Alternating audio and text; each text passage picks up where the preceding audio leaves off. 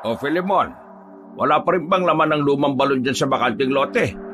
Baka mapagod ka ng gusto kung sa kabilang baryo ka pa mag-iigib ah.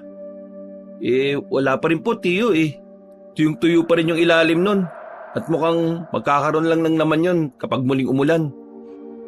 Ito talagang mahirap dito sa baryo natin no? Kapag sobrang tag-init, wala rin tayong magagamit na tubig. Pabuti pa sa kabilang layon Hanggang ngayon, may mga laman pa yung balon doon. Sa ilog, nasubukan mo na bang magukay ng pansamantalang balon doon? Kahapon po, pero hindi basa ang buhangin Kaya nasisiguro kung walang tubig doon. Ay nako, ang hirap talaga. Ano kayo nang gagawin natin? Alam nga namang magukay tayo rito ng bagong balon. Tsak na mag-aaksaya lang tayo ng pawis at oras natin.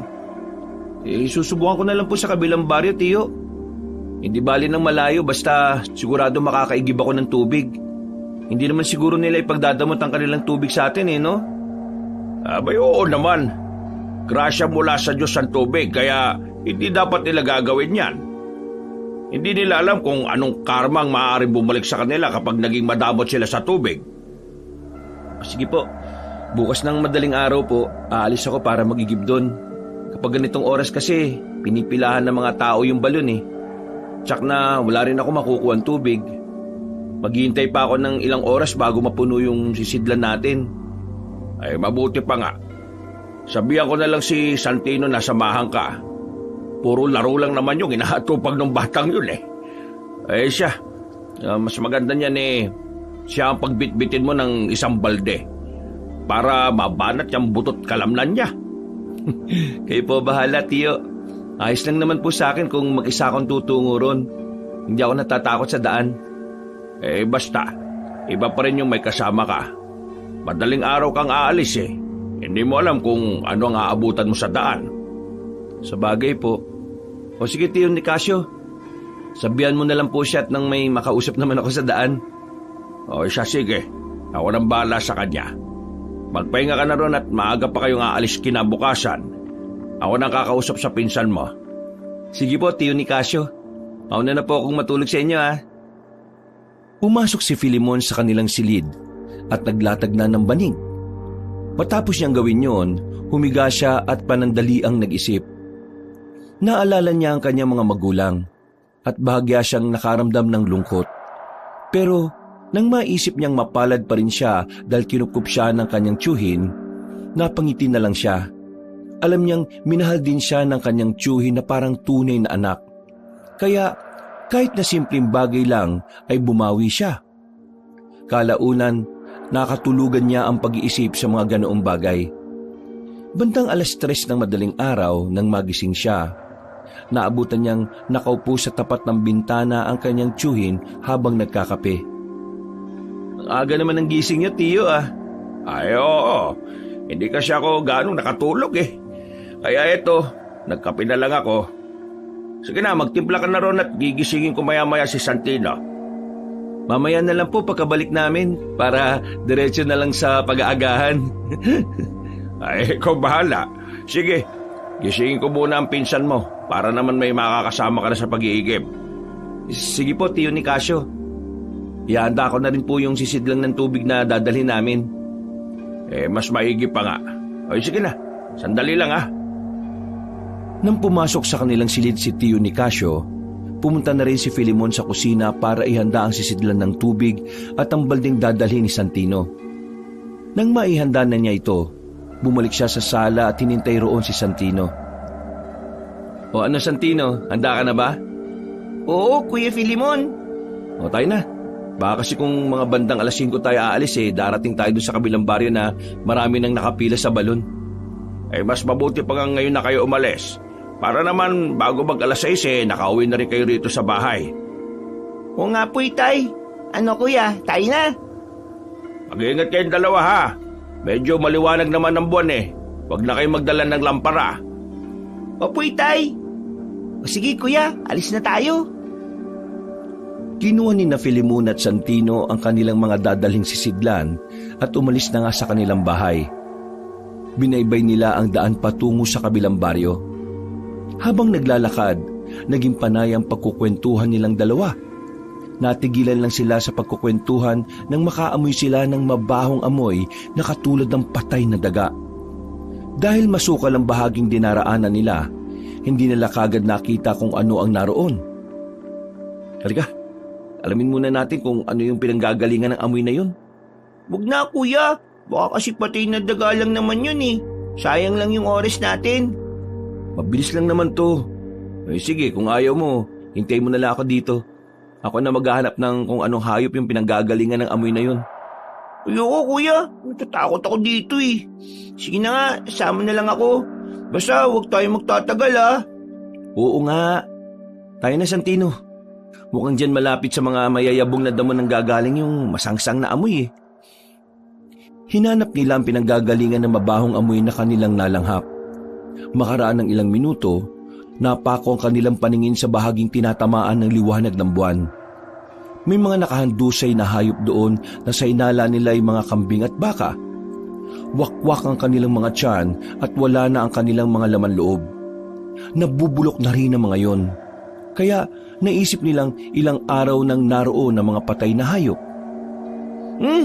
Ang baho kuya. Kaya nga lintik na yan. Parang nasusuka ako. Tayo na nga. Bilisan natin kuya. Ay teka, ano kaya yung gumawa nun? Malaking ahas kaya o bayawak? Ewan ko pero malakas ang kutob ko na hindi ahas ang gumawa nun. Kung isang dambuhalang ahas ang may gawa nito, sana buong katawan ng kambing o baka yung kanyang nilunon eh. Ano kaya? Alam nga namang aswang, di ba? Ewan ko, di ko alam. Teka, tingnan natin sa bahagi ron. Parang may kumikinang eh. Ano naman kaya yun? Halika nga, tingnan natin. Nilapitan nila ang bagay na kumikinang dahil sa liwanag ng buwan. Pagkarating nila roon, dinampot yun ni Filimon. Napag-alaman niyang pinagbalatan yun ng malaking ahas. Kaya binitiwan niya ito sa kaniyaya na si Santino na umalis roon. Tayo na, mukhang delikado tayo rito. Marahil tama ka. Malaking ahas ang ng biktima sa mga hayop na yun. Umalis na lang tayo, baka pati tayo mapagdiskitahan ng ahas. Sige kuya, umigib na lang tayo ng tubig at baka may makauna pa sa atin dun sa balon. Hinayaan ng dalawa ang mga nabubulok na bangkay ng hayop doon. Binilisan nila ang kanilang paglalakad hanggang sa makarating sila sa balon. Saktong kumukuha na sila ng tubig na may dumating na ibang tao para umigib. Nakipagkwentuhan sina Filimon doon at napag-alaman nilang may nakita rin silang patay na hayop na katulad ng nangyari sa kanilang nakita. Nang mapuno na ang sisidlan nila Filimon, nagpaalam na sila sa mga kasama nila roon at nagsimula na silang maglakad pa uwi. Kuya, posible kayang magkaroon ng katawang ahas ang aswang? Mukhang malabo kasi na mga laman loob lang ang kakainin nila eh. Hindi ba madalas nilulunok ng buo ng ahas ang kanilang biktima? Yan din ang pagkakaalam ko. Pero malay natin, ibang uri pala ng ahas ang gumawa nun. Ang gawin na lang natin, mag-ingat tayo. Baka mamaya makasalubong natin yung ahas na yun at pati tayo maging biktima niya. Oo nga po kuya, lalong-lalo ka na. Minsan ginagabi ka na sa pag-uwi. Tapos umiigib ka pa ng tubig sa mandaling araw. Huwag ka mag-alala, mag-iingat naman ako eh. Ay, siya nga pala, kakausapin ko yung tatay mo na huwag na kitang isama sa pag-iigib. Mukhang delikado ang sitwasyon eh. Baka sa susunod, makasalubong na natin yung dambuhalang ahas at habulin niya tayo. Magiging kargo di konsensya pa kita eh. Wala namang masamang mangyayari sa akin, kuya. Kahit nasasamahan pa kita kada igib mo ng tubig. Basta, iniisip ko lang naman yung kaligtasan mo eh. Baka sa susunod, hindi lang mga hayop ang nagkalat sa daan, kundi pati ng mga bangkain ng tao. Diyos ko, wag naman sana. Hindi na nasagot ni Santino ang kanyang kuya Filimon. Ang binata naman, minabuting ituon ang kanyang pansin sa paglalakad. Noong lumaon, nakarating na sila sa kanilang bahay. Dahil maliwanag na ang paligid, nagpasya na silang kumain ng agahan at uminom ng kape. Habang nag-aagahan, lumapit si Tiyo Nicasio sa kanila.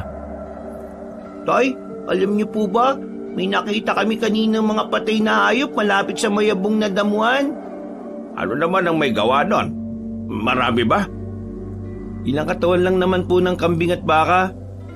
Hindi talaga namin alam kung ano yung may gawa nun eh. Pero malakas ang aming kutob na malaking ahas ang pumatay sa mga yun para maging pagkain. Paano nyo naman nasabi? Sana kung talagang ahas yun, dapat mga buto na lang ang nakita nyo. Niluluno kasi ng buo ng ahas yung kanilang biktima eh. Alam naman nyo yun, hindi ba? Pero may nakita po kaming pinagbalatan ng ahas doon. Malaki siya. Halos kasya nga siguro yung katawan ko ron eh. Diyos ko, ano na nangyayari sa bayan natin? Tagtuyot na nga, may mga ahas pang gumagala para mambiktima. Ay nako, wag naman sanang umabot sa oras na magkaroon din ng malawakang tagutom. Baka magpatayan na mga tao para lang may makain. Yan nga rin po ang inaalala ko eh. Mas maigi siguro kung ngayon pa lang maganda na tayo, Tiyo. Ay sige, mabuti pa nga. Para kung sakaling wala nang ganong makain hindi tayo magugutom. May naipon pa akong pera dyan. Bibili tayo ng sako ng bigas para maging handa tayo. Sige po, idadagdag ko na rin po yung ipon ko para hindi tayo kukulangin. Pagkatapos kumain ni na Filemon, binasag niya ang kanyang alkansya at ibinigay ang kanyang pera sa kanyang tiyuhin. Nagpunta naman sa bayan si Tiyo Nicasio para bumili ng 3 sako ng bigas. Nung sina Filemon na lang at Santino ang naiwan sa bahay, nagpasya silang isalin sa tapayan ng kanilang mga inigib na tubig at nang makapunta ulit sila sa kabilang baryo para mag-igib. Pero bago sila umalis, hinintay na muna nilang makabalik si Tiyo Nicasio. Si Filemon pa ang bumuhat ng mga sako ng bigas at inuwi sa kanilang bahay. Matapos yun, nagpahinga siya ng kaunti, saka nagpasya na silang magpaalam. Tiyo Nicasio, siguro mas mabuti kung ako na lang po mag-isang mag-iigib ng tubig. Bakit naman? May problema ba? Inaaway ka ba ng pinsan mo? Ay, hindi naman po. Naisip ko kasing delikado na panahon ngayon eh. Baka mamaya makasalubong namin yung dambuhalang ahas at baka ano pa yung mangyari sa kanya. Kung hindi ako sasama sa iyo, kuya, paano kung may mangyaring hindi maganda sa iyo sa daan? Walang tutulong sa iyo. Isa pa, kaya ko naman ang sarili ko eh. Tama si Santino. Isama mo na siya at nang may katuwang makakausap. Walang masamang mangyayari sa iyo. Malaki ang tiwala ko sa Diyos na hindi niya kayo pababayaan. Sige po, Tiyo, kung yan po ang gusto nyo. Paano? Aalis na kami ni Santino. Baka sakaling makasalok agad kami ng tubig doon at makauwi na ng mas maaga. Ay sige na, umalis na kayo. Dalhin nyo na lang yung gasera at itak. Paniguradong gagawin kayo niya sa pag-uwi. Sige po, Tiyo Nicasio. Kinuha ni Filemon sa kanilang kusina ang gasera, posporo at saka yung itak. Pagkatapos nito, ibinigay niya yon kay Santino at siya na ang bumitbit ng mga sisidlan nila ng tubig. Nagpaalam sila kay Tiyo Nicasio at agad na pumunta sa kabilang baryo. Pagdating nila sa balon, nakita nilang napakaraming nakapila roon. Minabuti nilang maghintay na lang nang sa ganon ay may madadala silang tubig sa kanilang pag-uwi. Madilim na ang paligid nang nakasalok sila ng tubig, kaya sinindihan nila ang kanilang gasera kahit na hindi pa napupuno ang kanilang mga sisidlan. Kuya, paano na to? Naabot na tayo ng dilim. Bilisan lang natin ang paglalakad Baka kasi kung ano pa yung makasalubong natin eh. Mamaya, baka may nakaharang palang malaking ahas sa dadaanan natin. Sige lang, may panlaban naman tayo eh. Isa pa, di naman siguro lalabas ngayong gabi yung ahas na yun. Kapag busog sila, bumabalik sila sa kuta nila eh. At doon nagpapatunaw ng kinain nila. Lalabas na lang ulit sila kapag nagutom na. Ganun po pala yun? Oo, nabasa ko yan dati sa isang libro. Sige na, tayo na't puno na yung mga sisidlan natin ng tubig. Sige, Kuya Filemon. Ikaw nang mauna at mabigat yung dala mo eh. Huwag kang maglala, tataas ko na lang yung kasera para makita mo pa rin yung unahan mo. Oo, mas mabuti nga yan. Sige na, umuwi na tayo. Nung nagsimula na silang maglakad, nagpakwento si Santino kay Filemon patungkol sa kanyang mga magulang. Magiling namang nagkwento ang binata at isinalaysay niya ang lahat ng kanyang naalala patungkol sa kanyang ama't ina. Nasa kaligitnaan na sila ng kanilang paglalakad Nang makaamoy sila ng malansa, nagkatitigan sila at pareho silang nagtanong kung ano ang pinanggalingan ng amoy na yon. Yan na natin yan. Umuwi na lang tayo at paniguradong hinihintay na tayo ng tatay mo. Oo nga kuya, magtataka yun kung bakit ganitong oras na tayo nakauwi eh. Paano ba naman? Maraming mga taong nakapila sa balon. Mabuti nga't may nasalok pa tayong tubig eh. Kaya nga eh. Di bale, kahit mahirapan tayo sa pag-iigib, ang importante, may bigas na tayo ron. Kahit 5 buwan pang maging ganito ang ating sitwasyon, hindi tayo magugutom. Pero nakakapagod po magigib. Buti sana kung merong mga agimat tayo. Tsaka na hindi tayo makakaramdam na kahit na kaunting pagod, di ba? Anong agimat ka riyan? Kalokohan. Sa mga pelikula at kwento lang yan, ano? Mas maniniwala pa ako sa mga aswang kaysa dyan eh. Pero alam mo kuya, naniniwala ako sa mga agimat na yan. May mga kinuwento kasi yung mga kaibigan ko sa akin patungkol dyan eh. Santino, basta't wala kang nakikitang patunay, huwag kang maniwala. Lahat ng mga kwentong walang pruweba, nagiging opinyon na lang yan. Eh bakit? Napatunayan mo na ba na may aswang kuya kaya naniniwala ka? Hindi nakasagot si Filimon. Ipinagpatuloy nila ang kanilang paglalakad hanggang sa makarating sila sa kasukalan kung saan nila nakita ang mga nabubulok na katawan ng mga hayop. Binilisan nila ang paglalakad para makaalis kagad doon. Nung ilang metro na ang kanilang layo, napalingon pa si Filimon. Napalunok siya ng kanyang laway nang may makita siyang nilalang na mabilis kong gumalaw. Sa hindi niya inaasahan, muntika na siyang matisod. Mabuti na lang nagawa niyang ibalanse ang kanyang katawan. Bakit kuya? May problema ba? Bakit natisod ka? Halika nga rito, Santino. Lapit mo yung gasera at may gusto na ako makita. Ano yung nakausli sa dinaanan mo? Sandali kuya. Ha? Hindi. Katawan ng tao. Sariwa pa yung dugo oh. Ibig sabihin, bago lang siya pinatay. Sino kaya may gawa niyan kuya? Wakwakan siya no? Parang kinagat ng isang dambuhalang hayop. Hindi aasang may gawa nito. Paniguradong may aswang na gumagala rito sa baryo natin. Tayo na, Santino. Kailangan na natin makauwi kagad.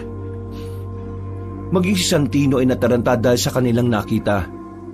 Ipinasukbit na sa kanya ni Filimon ang itak at nagsimula ulit silang naglakad. Habang papalapit sa kanilang baryo, naging panay ang paglinga nila sa paligid. Ano ba nangyayari sa iyo, kuya? Hintay mo ako, uy. Saka na natin pag-usapan yan. Bilisan mo na lang yung hakbang mo. Pagka-uwi natin, sasabihin ko kaagad sa tatay mo yung nakita natin. Kailangan may pagbigay nila sa mga kabaryo natin yung tungkol dun sa bangkay. Sige kuya, mas bibisan ko pa yung pagkakbang ko para naman hindi ako ganang mahuli sa iyo. Huwag ka na rin lumingon. Mamaya, baka kung ano pa yung makita mo riyan, mahirap na. Ipinagpatuloy nila ang kanilang paglalakad hanggang sa malapit na sila makarating sa kanilang baryo. Walang ano-ano, nagulat si Filimon nang makarinig siya ng boses ng isang lalaki. Malakas ang naging pagsigaw niya para manghingi ng tulong. Dahil malapit lang naman yun sa kanilang kinaroroonan. Narinig mo naman yun, hindi ba? Parang may humihingi ng tulong. Hindi kaya yan yung kasagutan ng misteryong patayan na nangyayari dito sa atin? Anong plano mo, kuya? Halika na. Sundan na muna natin yung ingay na yon.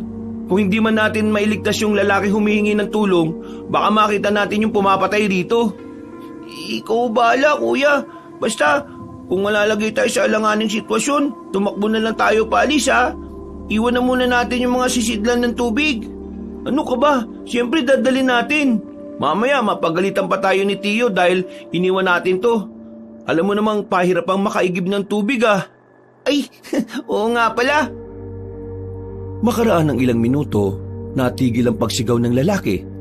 Dahil alam naman ni Filimon kung saan banda nanggagaling ang ingay, iniwan nila ang mga sisidlan ng tubig at binaybay nila ang pilapil para alamin kung ano ang nangyari sa lalaki. Nang matapos na silang dumaan sa pilapil, pumasok sila sa kusukalan. Dito banda tumigil yung pagsigaw ng lalaki, kaya mukhang malapit lang din siya dito. Halika Santino, pumunta tayo sa banda ron. Sige kuya, susunod na lang ako sa iyo. Teka, Naririnig mo ba yung mga kaluskos ng tuyong dahon? Oo, kuya. Bakit? Parang ahas ang may gawa nun ah. Baka nandito yung dambuhalang ahas. Huwag na tayo masyadong gumawa ng ingay at baka makaalarma tayo. Natahimik si Santino.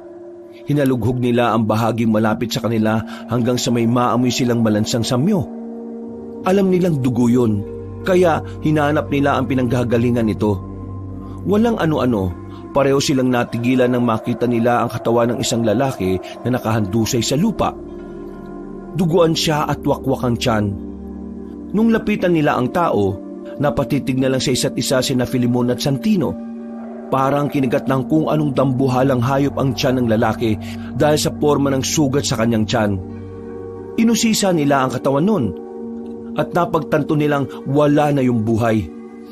Kuya, baka hindi pa nakakalayo kung ano man yung gumawa nito si lalaki. Oo nga, kaya huwag ka nang lalayo sa akin ha, diyan ka lang. Magmatsyag ka na rin sa paligid at baka sinusugod na pala tayo. Oo kuya, itinaas ko na nga ng gusto itong gasera para mas malapad ang masasakop na liwanag nito eh. Teka, may mga buhok ng tao malapit dito sa bangkay ng lalaki ah. Mahaba at parang makakapal. Hindi ito buhok ng isang tao. At kung may buhok yung umatake sa lalaki, sigurado na hindi siya isang ahas. Ano naman yung posibleng gumawa nito kuya? Yan ang hindi ko rin alam. Iisa lang ang nasisiguro ko. Hindi taong gumawa nito at hindi rin isang ahas. Tayo na kaya kuya, ilang minuto na tayo nandito eh. Baka may magnakaw pa ng tubig na naiwan natin sa daanan.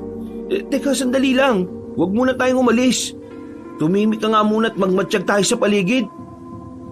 Sinunod ni Santino ang sinabi ni Filemon. Habang nagmamatsyag sila sa paligid, naging panay ang lingon ni Filemon. Napapasinghot na rin siya sa hangin hanggang sa may maamoy siyang malansa. Makaraan ng ilang minuto, may napansin silang bahagi roon na parang dinaanan ng isang dambuhalang ahas. Napatakbong malapit doon si Filemon at tinawag niya si Santino para lumapit doon. Nang nakalapit na ang kanyang pinsan, hiniram nito ang gasera at inilawan ng isang ugat na nakausli. May balat na nakakapit sa ugat na nakalitaw sa lupa at mukhang dito rin sa bahaging to dumaan yung dambuhalang nilalang. Sandalit, kukunin ko yung balat na ito. Sige kuya, patingin na rin kung balat ng ahas ba yan o ano. Balat ng ahas to. Pero kaibahan lang, mas makapal ito kaysa sa inaasahan ko. Parang balat ng tao na makapal eh. Ewan ko ba kuya, naguguluhan na ako. Hindi ko alam kung anong nandirito at nambibiktima. Parang hindi naman ahas yan eh. Pero bakit kung gumalaw ay katulad talaga ng isang ahas? Hindi ko rin alam kung bakit Pareho silang natigilan nung may marinig silang pagkalusko sa hindi kalayuan. Napatitig silang pareho doon. Agad na nagwika si Filemon na susundan nila ang ingay. At hindi naman tumutol ang kanyang pinsan. Sinundan nila ang naririnig nilang ingay hanggang sa nakalayo na sila sa katawan ng lalaki. Nasa kalagitnaan na sila ng kanilang paglalakad nang may makita silang kumikinang sa hindi kalayuan. Nung una, inakala nilang baka kung anong hayop yon. Pero nang lapitan nila, nalaman nilang pinagbalatan pala yun ng isang dambuhalang ahas. Aba, kasya pa yata yung buong katawan ko dyan ah. Subukan ko ngang isuot yan kuya. Wag na, baka mamaya may lason pa yan at kung ano pa mangyari sa'yo. Halika na, pumunta tayo sa banda ron. Doon patungo yung daanan na parang naging daanan ng ahas eh. Ikaw ang masusunod kuya, tayo na. Teka, parang papunta sa paanan ng bundok tong dinaanan ng ahas na to ah. Anong pinaplano mo ngayon kuya Filemon? Huwag mong sabihin na susundan ko yung daanang ito kahit na patungo pa ito sa bundok. Hindi ako titigil hanggat hindi ko nalalaman kung anong totoo eh. Malapit lang naman dito sa atin yun. Babalik din ako kagad. Sige na Santino, umuwi ka na sa atin at pabayaan mo na lang ako dito. Hindi kuya, sasamahan kita. Baka mamaya kung paano ka, walang mag-aalalay sa'yo. Pero baka pagalitan ka na ni Tiyo eh. Kung papagalitan niya ako, paano ka naman? Mas magagalit yun sa gagawin mo eh. Sige na, pumayag ka ng sumama ako. Kailangan mo rin na magdadala nitong gasere. Hindi na nga.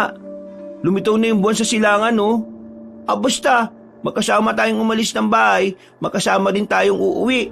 Sa ayaw at sa gusto mo, sasama ako sa'yo. Ay naku, ikaw na nga bahala. Basta huwag kang magiging malikot doon ha. Mamaya, maingkanto pa tayong dalawa dahil sa kalikutan mo. Huwag kang mag-alala kuya, magpapakabait ako. O sige tayo na.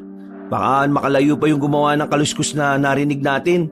Malapit na nating malutas ang hiwagang to. Kaya hindi na natin dapat pampalagpasin to. Dahil sa sobrang kuryosidad na magpinsan, sinundan ni na Filimon at Santino ang dinaanan ng ahas. Habang naglalakad sila, naging alerto sila sa kung anumang posibleng humarang sa kanilang daraanan. Wala naman silang ibang narinig sa loob ng gubat na yon, kung hindi ang mga huni ng kulisap. Dahil lumihina na ang pagkaluskos na kanilang narinig, nagkaroon sila ng duda na baka nakalayo na ang aswang. Gayunpaman, nagpatuloy pa rin sila sa pagsunod dito hanggang sa tuluyan na silang nakarating sa paanan ng bundok. Malayo na tayo sa baryo natin. Mukhang mahirapan na tayong makahingi ng tulong kung sakali. Huwag ka matakot. Wala namang masamang mangyayari sa atin dito eh. Pag-ingat naman tayo, tsaka pagdasal na lang tayo. Sana nga Kuya Filimon, baka kasi kung huwag kang mag-isip ng negatibo. Tayo na. Mukhang malapit na tayo sa hinahanap natin. Nawala na yung pagkuluskus eh. Pero kahit papano, may mga damo namang nakahiga. Kaya malalaman pa rin natin na naging daanan yun ng hayop. Ayun kuya, mukhang doon banda dumaan yung sinusundan natin. Sandali, makiramdam muna tayo. Parang may naririnig akong nag-uusap eh. Baka ibang tao to. Ano kaya kung yan na muna yung tingnan natin? Panigurado malapit lang sila rito. Pwede rin naman.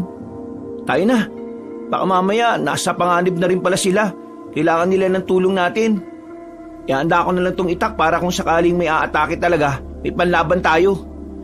Sige Kuya Filimon, mas mabuti pa nga. Hinalugog nila ang buong gubat doon. Dahil nasa paanan sila ng bundok at maraming mga ligaw na mababangis na hayop, naging maingat ang magpinsan sa kanilang paglalakad. Nasa kalagitnaan na sila ng kanilang paghahanap sa nagkukwentuhan nang may makita silang bato roon na halos kasing laki ng kanilang bahay. Pareho silang kinutuban na doon nagmumula ang pag-uusap, kaya marahan silang tumakbo palapit sa bahaging yon. Patay mo na yung gasera para hindi tayo mahalata. Tumatama na rin naman dito yung liwanag ng buwan eh. Sige kuya, gagawin ko yan. Maging alerto ka rin ha. Hindi natin alam kung ano nandyan. Baka mamaya, mga aswang pala yung nag-uusap sa likod ng malaking bato na yan. Habang papalapit sila roon, napansin nilang garalgal ang boses ng mga nag-uusap. Nakaamoy na rin sila ng kakaibang lansa at parang sobra pa yun sa amoy ng isang ahas. Sinubukan nilang tingnan ang anino ng mga naroroon, pero parehong nagtaka sina Filimon at Santino nang makita nilang parang may dalawang anino ang malaking sanga na naroon. Nung tuluyan na silang nakalapit sa likuran ng malaking bato, narinig nila ang pag-uusap ng mga naroon. Sinabi ko naman sa iyo na huwag sa pinakamalapit sa baryo. Alam nga naman pupunta ako sa mga kabilang probinsya. Marami naman pagkain dito at parang wala nga silang pakialam dun eh. Kahit na, inisip mo na lang sana yung kaligtasan natin. Mamaya, pati mga magiging anak natin baka mapahamak dahil sa ginawa mo. Huwag mo na nga akong sisihin. Pareho naman tayong nabubusog ah. Natatakot lang ako para sa ating dalawa. Hindi ko kaya kung may mangyari masama sa'yo. Tayo na lang natitira sa lahi natin at kailangan hindi natin sila biguin. Hindi mangyayari yan. Hanggat may pagkain tayo, hindi tayo manghihina. Mas madali tayo makakapagparami. Hindi na nga ako makapaghintay na mapipisa yung itlog ko na nasa kabilang bahagi ng bundok na to. Basta. Kailangan pa rin natin mag-ingat. Mamaya baka may mga tao tayo makaharap na meron palang kakayahan na labanan tayo. Oo na Romulo. Busog pa naman tayo hindi ba? Magpalimig na muna tayo at hintayin nating mapisa yung isang anak natin. Kapag nangyari yun, mahihirapan ng mga tao na patayin tayo. Tama ka riyan Hernanda. Sige na, magbilad na lang muna tayo sa liwanag ng buwan para mas maging malakas tayo.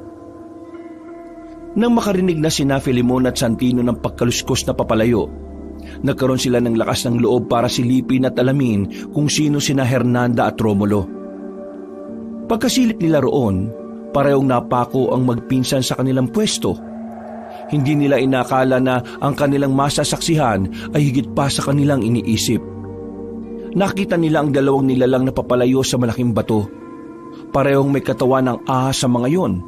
May mga kamay sila at isa sa kanila ay may mahabang buhok. Nagkatitigan na lang ang magpinsan dahil sa kanilang nakita. Walang ano-ano, tumigil ang nilalang na may mahabang buhok. Lumingon siya sa kanilang pinanggalingan at napasinghot sa ere. Hindi sila ahas, hindi rin sila mga tao. Ano kaya mga yan, kuya? Hindi ko rin alam eh. Iisa lang ang nasisiguro ko. Napansin na nila tayo at pareho tayo nanganganib. Ano pang iniintay mo? Tayo na! Tumakbo na tayo pauwi! Sige kuya, kailangan hindi nila tayo mapansin. Kapag nangyari yun, hindi na tayo makakauwi ng buhay. Huwag ka muna mag-isip ng ganyan. Kapag nakalis tayo dito at makalabas na tayo sa gubat, sisigaw tayo para makahingi ng tulong. Kuya Filemon, may mga kaluskos na papalapit sa atin dito. Mukhang silang dalawa na yun. Diyos ko, anong uri ng demonyo itong nakasagupan natin? Ayaw ko pa sanang maniwala pero base sa narinig natin, sigurado mga aswang sila. Nakakatakot na uri ng aswang. Kaya kailangan natin makalis dito. Hindi dapat nila tayo maulit maging pagkain. Binilisan nila ang kanilang pagtakbo. Lalo pat alam nilang hinahabol sila ng mga nilalang na yon. Para hindi sila madaling mahuli, tinakbo nila ng paekis-ekis ang daan. Nasa kalagitnaan sila ng kanilang pagtakbo nang matigilan si Santino. Oh, may problema ba? Bakit na biglang tumigil? Napagod ako, kuya. Pakiramdam ko, sasabog ang puso ko. Ang sakit. Naku, kailangan makalis na tayo rito eh. Malapit na yung mga umahabol sa atin. Mukhang hindi ko na kaya, kuya. Sige na, iwan mo na lang ako dito. Ikaw nang bahala kay Itay, ah. Hindi, sabay tayo nga alis dito ng buhay. Hindi kita pababayaan. Halika na! Upang madali niyang maisama si Santino, nagpasya si Filemon na kargay nito sa kanyang likod. Alam niyang mas magiging mabagal ang kanilang pagtakbo, pero hindi kaya ni Filemon na iwan doon ang kanyang pinsan. Maraming salamat, Kuya Filemon. Hindi mo ko iniwan doon. Walang anuman, Santino. Hindi ko maatim na iwan ka ron. Alam kong habang buhay kong sisisihin ang sarili ko kapag ginawa ko yun. Pero paano kung pati ikaw mapahamak? Hindi mangyayari yan. Makakaligtas tayo rito. Sige na, kumapit ka na lang na mas bilisan ko ang pagtakbo. Mukhang hindi pa rin tumitigil at malapit na nila tayong maabutan. Mas binilisan ni Filemon, pero dahil may karga siya, mas mabagal yun kaysa sa nauna niyang pagtakbo. Sa hindi niya inaasahan, bigla siyang natisod. Pareho silang tumilapo ni Santino at pareho rin silang napasigaw. Dahil sa nangyari, nabasag ang kanilang gasera at kumalat ang apoy sa unuhan nila. Parehong napatayo o magpinsan nang makita nila kung saan natisod si Filemon. Tumakbo ka na, Santino! Iwan mo na ako dito! Iligtas mo sarili mo! Hindi kita iiwan, kuya! Dito lang ako!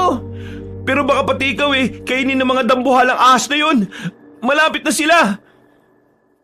Pag-ungol na lang ang naging sagot ni Santino kay Filemon. Saktong pagkatayo nilang dalawa, pinuluputan sila ng malaking ahas. Mas malaki pa yon sa tubong ginamit sa paggagawa ng balon. Kaya pareho silang kinabahan. Alam nilang magagawa silang lulunin ng ahas na yon. Kaya nagsimula na sila sa kanilang pagdarasal at kahit papaano nakakaya pa nilang magsalita ng hindi gaanong nahihirapan. Kuya, anong gagawin natin? Kakainin tayo ng ahas na ito. Kumalma ka muna. Kapag naramdaman ng ahas na to na gumagalaw tayo, mas hihigpitan pa niya yung pagkakalingkis niya sa atin. Sige kuya, yan ang gagawin ko. Sana naman may dumating dito para tulungan tayo. Kahit na malabong mangyari yan, kailangan pa rin nating umasa. Yan na lang din ang sandata natin sa ngayon. Hindi ko rin si maigalaw yung mga kamay ko kaya hindi ko makukuha ang itak na nasa bewang ko. Habang nahihirapan na magpinsan dahil sa ginagawa ng aswang, nakatingin naman sa kanila ang dalawang nilalang. Mapupula ang mga mata nito at naglalaway pa habang sumisingot sa direksyon ni na Filemon. May kung anong pinagbubulungan ng dalawa. Kaya nagkaroon ng kutob si na Filemon na baka may binabalak ang dalawa laban sa kanila. Nasa ganong kalagayan sila na may mapansin si Filemon na gumagalaw sa hindi kalayuan. Tiningnan niya kung mabuti yun at nakita niyang may isang matandang lalaki roon na nakamasid sa kanila. Sa isang pagkisap ng mga mata ng binata, biglang nawala ang matanda at hindi na niya ito nakita pa. May nakita ka rin bang matanda na nakatingin sa atin? Matanda? Saan banda, kuya? Wala naman ah. Dito malapit sa puno. Nakamasid lang dito sa atin. Hindi ko alam kung ano ang pakay niya. Pero parang may gusto siyang ipaiwatig sa akin eh. Yun nga lang, bigla rin siyang nawala. Sino naman kaya yun? Baka isang engkanto yung kuya. Hindi ko alam. Pero sana siya na yung maging susi para makalis tayo sa sitwasyon na to. Kahit papaano, nagkaroon ng pag-asa ang magpinsan. Iginala ulit ni Filemon ang kanyang paningin sa paligid at inalam kung naroroon pa rin ang matanda. Walang ano-ano, nilawayan sila ng malaking ahas. Kaya napaduwal na lang sina Filemon at Santino dahil sa lansanon. Nasa ganong sitwasyon sila nang maibaling nila ang kanilang pansin sa dalawang nilalang. Sino kayong dalawa? Bakit nandito kayo sa kuta namin? Ano ang kailangan nyo? Mukha yatang gusto nyong maaga mamatay ah. Kayo pa mismo mga pagkain namin ang lumapit dito. Hindi bale. Panonoorin na lang namin kayong mamatay dyan. Pero kapag pinakawalan kayo ng kaibigan namin, hindi mo na kung anong ibig sabihin yun, Romulo. Tayo ang kakain sa kanila. Hindi mangyayari yan. Alam kong merong magliligtas sa amin. Huwag kang umasa. Mabibigo lang kayo. Natigilan na lang silang lahat nang may marinig silang pagtawag sa hindi kalayuan. Pinakinggan ng mabuti yon ni Filemon at nalaman nilang boses yon ng kanyang tiyo ni Casio. May narinig din silang ibang boses na sumisigaw, kaya naisip niyang mga kasama yon ng kanyang tiyuhin. Ha? Mga tao, magtago na muna tayo, Romulo. Baka marami sila't mahirapan tayo. Hindi, dito lang tayo. Ayaw mo nun? Marami tayong magiging pagkain. Saka na tayo kakain ulit. Mas importante sa ngayon ang kaligtasan natin. Kung gusto mo, mauna ka na. Dito na lang ako at aabangan ko ang mga tao. Nagugutom ako kapag naaamoy ko sila eh. Isipin mo magiging anak natin. Halika na. May pagkakataon pa naman sa susunod ah.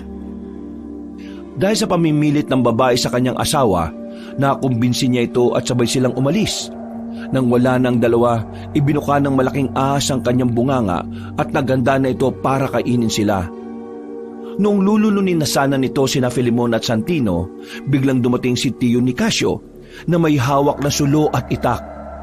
Kasama niya ang 10 kalalakihan na kanayon nila. Filemon, ano nangyari? Bakit kayo napunta rito? Saka na kami magpapaliwanag, tiyo. Kailangan muna namin makawala rito. Tulungan niyo po kami, tay. Mas umihigpit na yung pagkakapulupot sa amin ng ahas na ito. Ang kasama, lapitan natin ang ahas na yan at patayin. Mag-iingat kayo, tiyo. Malakas ang ahas na to. Kami nang bahala. Sige na mga kasama, patayin natin ang ahas na ito at katayin natin pagkatapos. Paniguradong marami-rami pulutan nito. Bukas, buong araw tayong iinom ng tuba. Sagot ko! Pinagtulungan tagain ng mga tao ang malaking ahas. Nabitiwan naman ito sina Filemon at Santino, kaya pareho silang napalumpasay sa lupa. Dahil sa ginawa sa kanila ng ahas, nang hina silang dalawa. Pinanood na lang nila sina tiyo ni Casio habang nilalabanan ang malaking ahas. Kalaunan, dahil sa dami nila, naging mabilis ang paghina ng aswang. Napuno ng sugat ang kaniyang katawan hanggang sa tuluyan siyang namilipit habang nakahandusay sa lupa. Noon din, inundayan siya ng pagtaga ng mga tao. Hinati nila sa napakaraming parte ang katawan ng ahas. Maraming salamat sa inyo, tiyo ni Casio. Kung hindi dahil sa inyo, baka nasatyan na kami ng malaking ahas na yan. Teka, bakit pa nga ba kayo napadpad rito? Ano nangyari? May sinundan po kasi kami rito. Nakala namin na ang malaking ahas yun. May nakita kasi kaming kaninang bangkay ng tao tapos wala mga laman loob. Nang may marinig kaming kaluskos at may nakitang daanan ng ahas patungo dito, hinanap namin yun. Pero higit pa sa ahas ang nakita namin rito, muntikan na rin nila kaming mabiktima. Anong ibig yung sabihin dalawa na higit pa sa ahas? Anong nakita nyo dito sa paanan ng bundok? Hindi sumagot kagad ang dalawa. Napako ang kanilang paningin sa hindi kalayuan. Ilang sandali pa, Itinuro ni Santino ang bahaging pinagmamasdan nila. Napanganga na lang si Tio Nicasio nang makita nila ang dalawang malaking ahas na ang kalahating katawan ay sa tao. Magkasama! Mga aswang yon! Mga buraw-buraw! Anong gagawin natin, Tiyo? Lalabanan natin sila. Ang mga kagaya nila ay hindi dapat naninirahan dito sa bundok. Delikado para sa atin ang kanilang presensya. Pero malalakas sila at mababangis. Oo nga't malakas sila. Pero marami tayo. Kakayanin nating matalo ang mga buraw-buraw na yan. Napatango na lamang si Filemon habang pinagmamasdan niya ang mga papalapit na mga nilalang. Doon niya naisip na may mga ganong uri pala ng aswang. Kinabahan siya sa kung anumang posibleng mangyari. Pero sinikap niya ang makatayo at hinugot ang kanyang itak. Maganda kayo. Filemon, protektahan mo ang pinsan mo kahit ano pa man ang mangyari. Sige, Tio Nicasio. Hindi ko pa babayaan si Santino.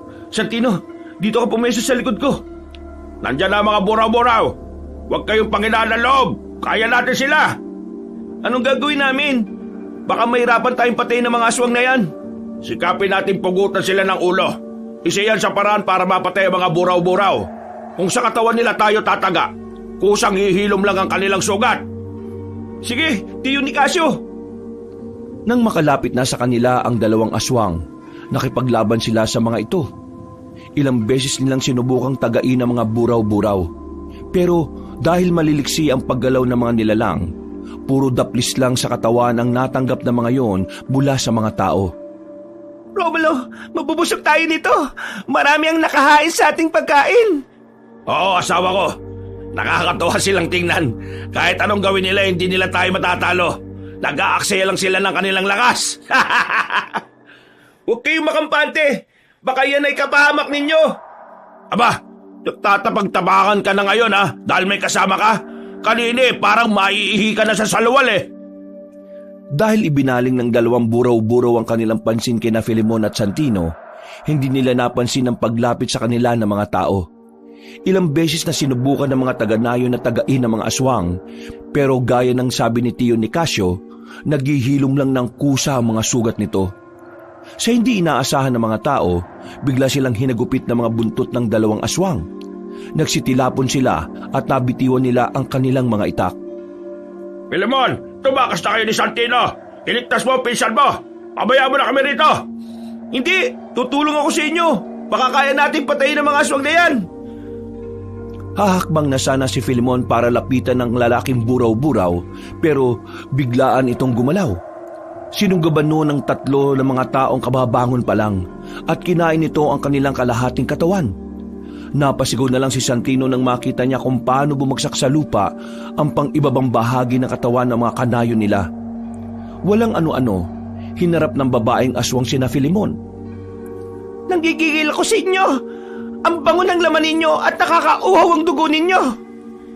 Sige, sumugod kayo rito sa amin. Tingnan natin kung hindi kita pugutan ng ulo. Bago mo pa magawa yan, papatayin muna kita, babaeng aswang! Bumuelo si Tio Nicasio saka lumundag. Alam ni Filemon na balak ng kanyang tiyuhin na pugutan ng ulo ang nasabing buraw-buraw, kaya sumugod na rin siya para makuha niya ang atensyon ng aswang. Napangisi lang ang nilalang nang makita niyang tatagain siya ng binata. Sa halip na si Filemon ang bibigyan niya ng pansin, napalingon siya kay Tio Nicasio. Gumanga ito at binalak sanang lapain ang tiyuhin ni Filemon.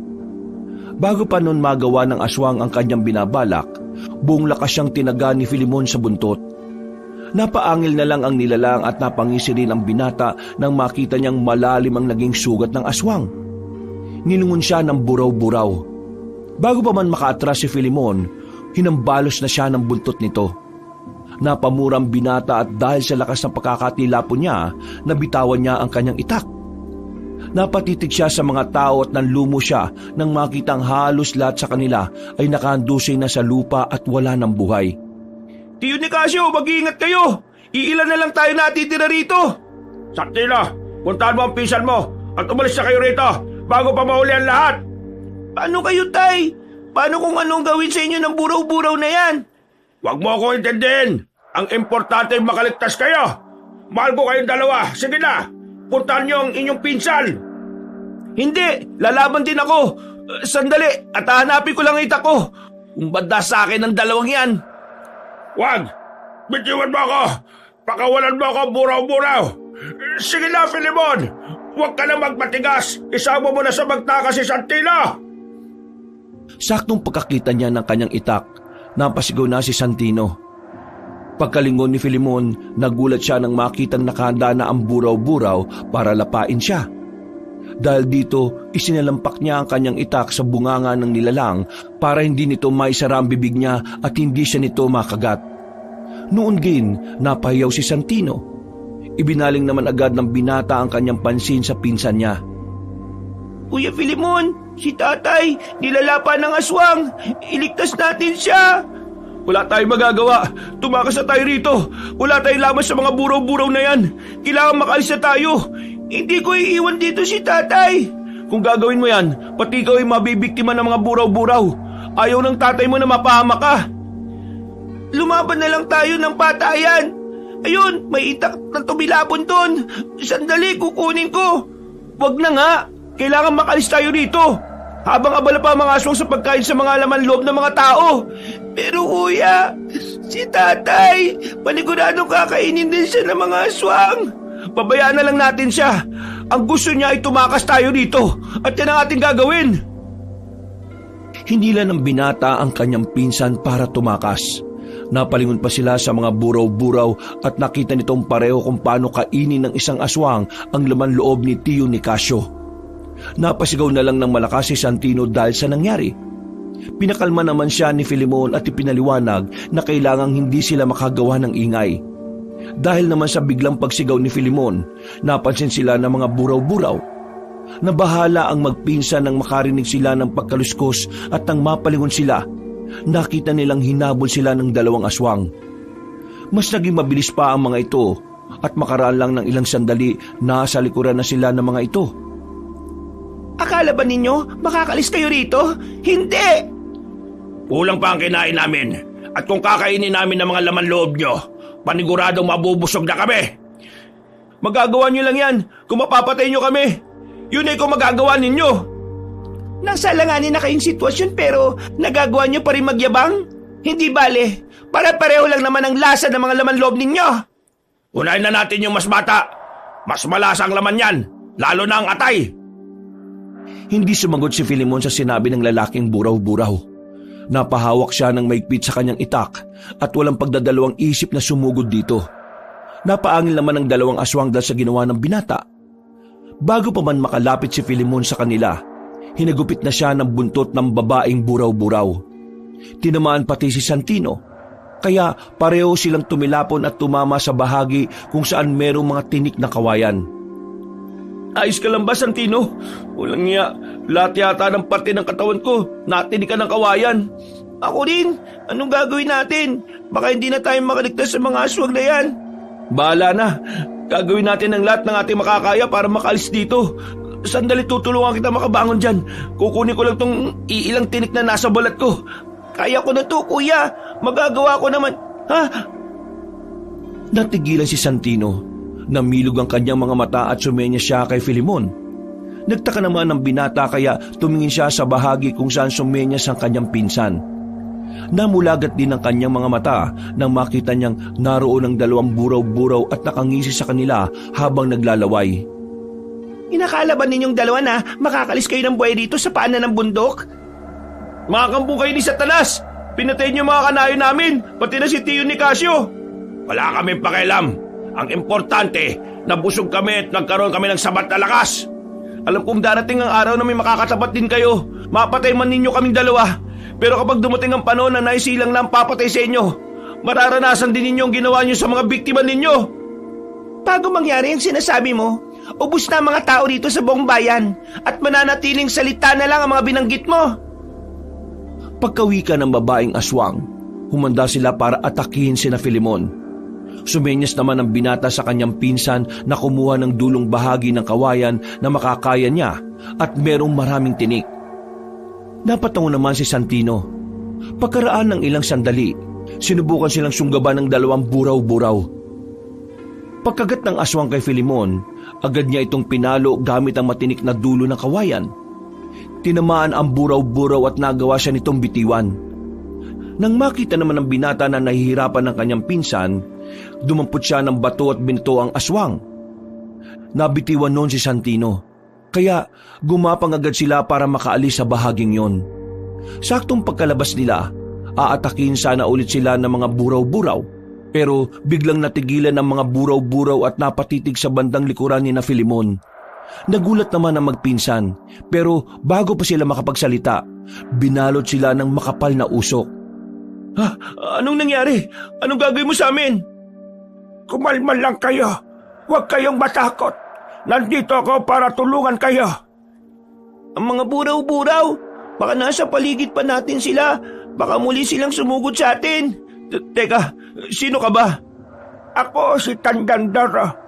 Isa kong ermitanyong nakatira sa bundok. Huwag kayo matakot. Nailigtas ko na kayo mula sa mga buraw-buraw. Mabuti na lang talaga't nagawa ko kayong abutan. Nasaan na sila? Bakit naglaho sila at napuno ng usok ang paligid? Hindi sila nawala. Ang katotohanan, tayo ang nawala sa kanilang paningin. Ang nakita niyong usok kanina ay epekto ng aking sinambit na orasyong tagabulag. Kung hindi ko ginawa yon, baka inatake nila kagad tayo. Kaya ba bigla silang natigilan? Oo, siguro nagulat sila dahil nawala kayo sa kanilang harapan. Tayo na, habang hindi pa nawawala ang pisa ng aking tagabulag. Saan po tayo pupunta ngayon, Tandandoro? Oo nga po, paniguradong hanapin kami ng mga buraw-buraw na yun. Teka, si tatay nga pala, may pag-asa pa bang makuha namin ng bangkay niya? Dadaling ko kayo sa aking kuweba. Doon, ligtas kayong dalawa. Huwag na ninyong naisin pang balikan yon. Mapapahamak lang kayo at baka mahuli pa kayo ng mga aswang. Matalas ang kanilang pang-amoy. Ang importante sa ngayon, Santino, ligtas na tayo.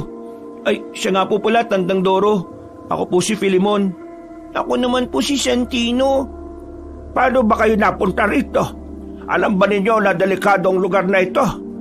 Maliban sa mga masasamang engkantong nakatira rito, tahanan din ito ng mga buraw-buraw.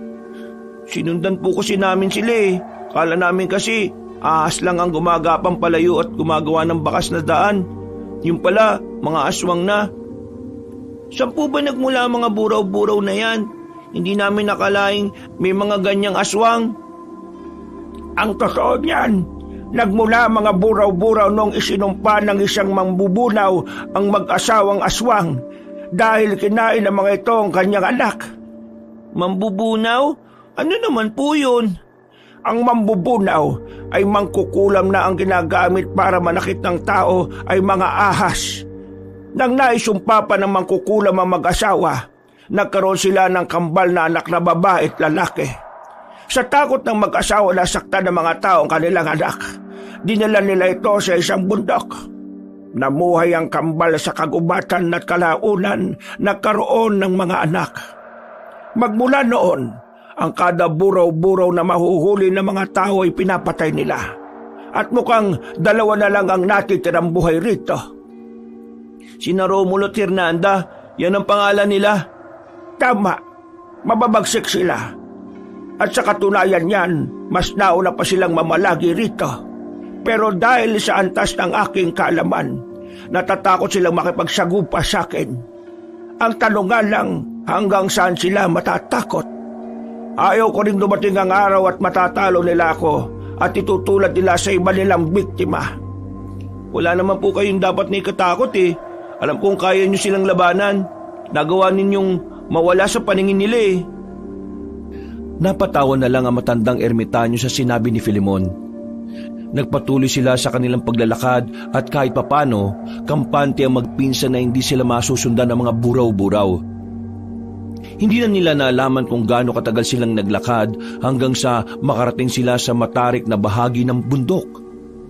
Humakbang si Tandandoro at nang medyo nakalapit na siya sa malaking bato na naroon, ikinumpas niya ang kanyang kamay. Sa isang pag-isap ng mga mata ni na Filemon, gumalaw ang bato at nagkaroon ng lagusan doon. Maaari na kayong pumasok sa aking kuweba. Halina kayong dalawa. Ang galing!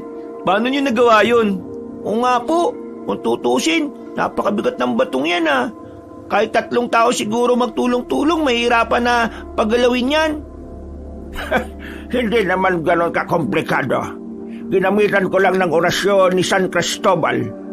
Isa pa, buhay ang batong yan at may mga gabay ng engkantor yan na nagsisilbi na rin bantay ko rito.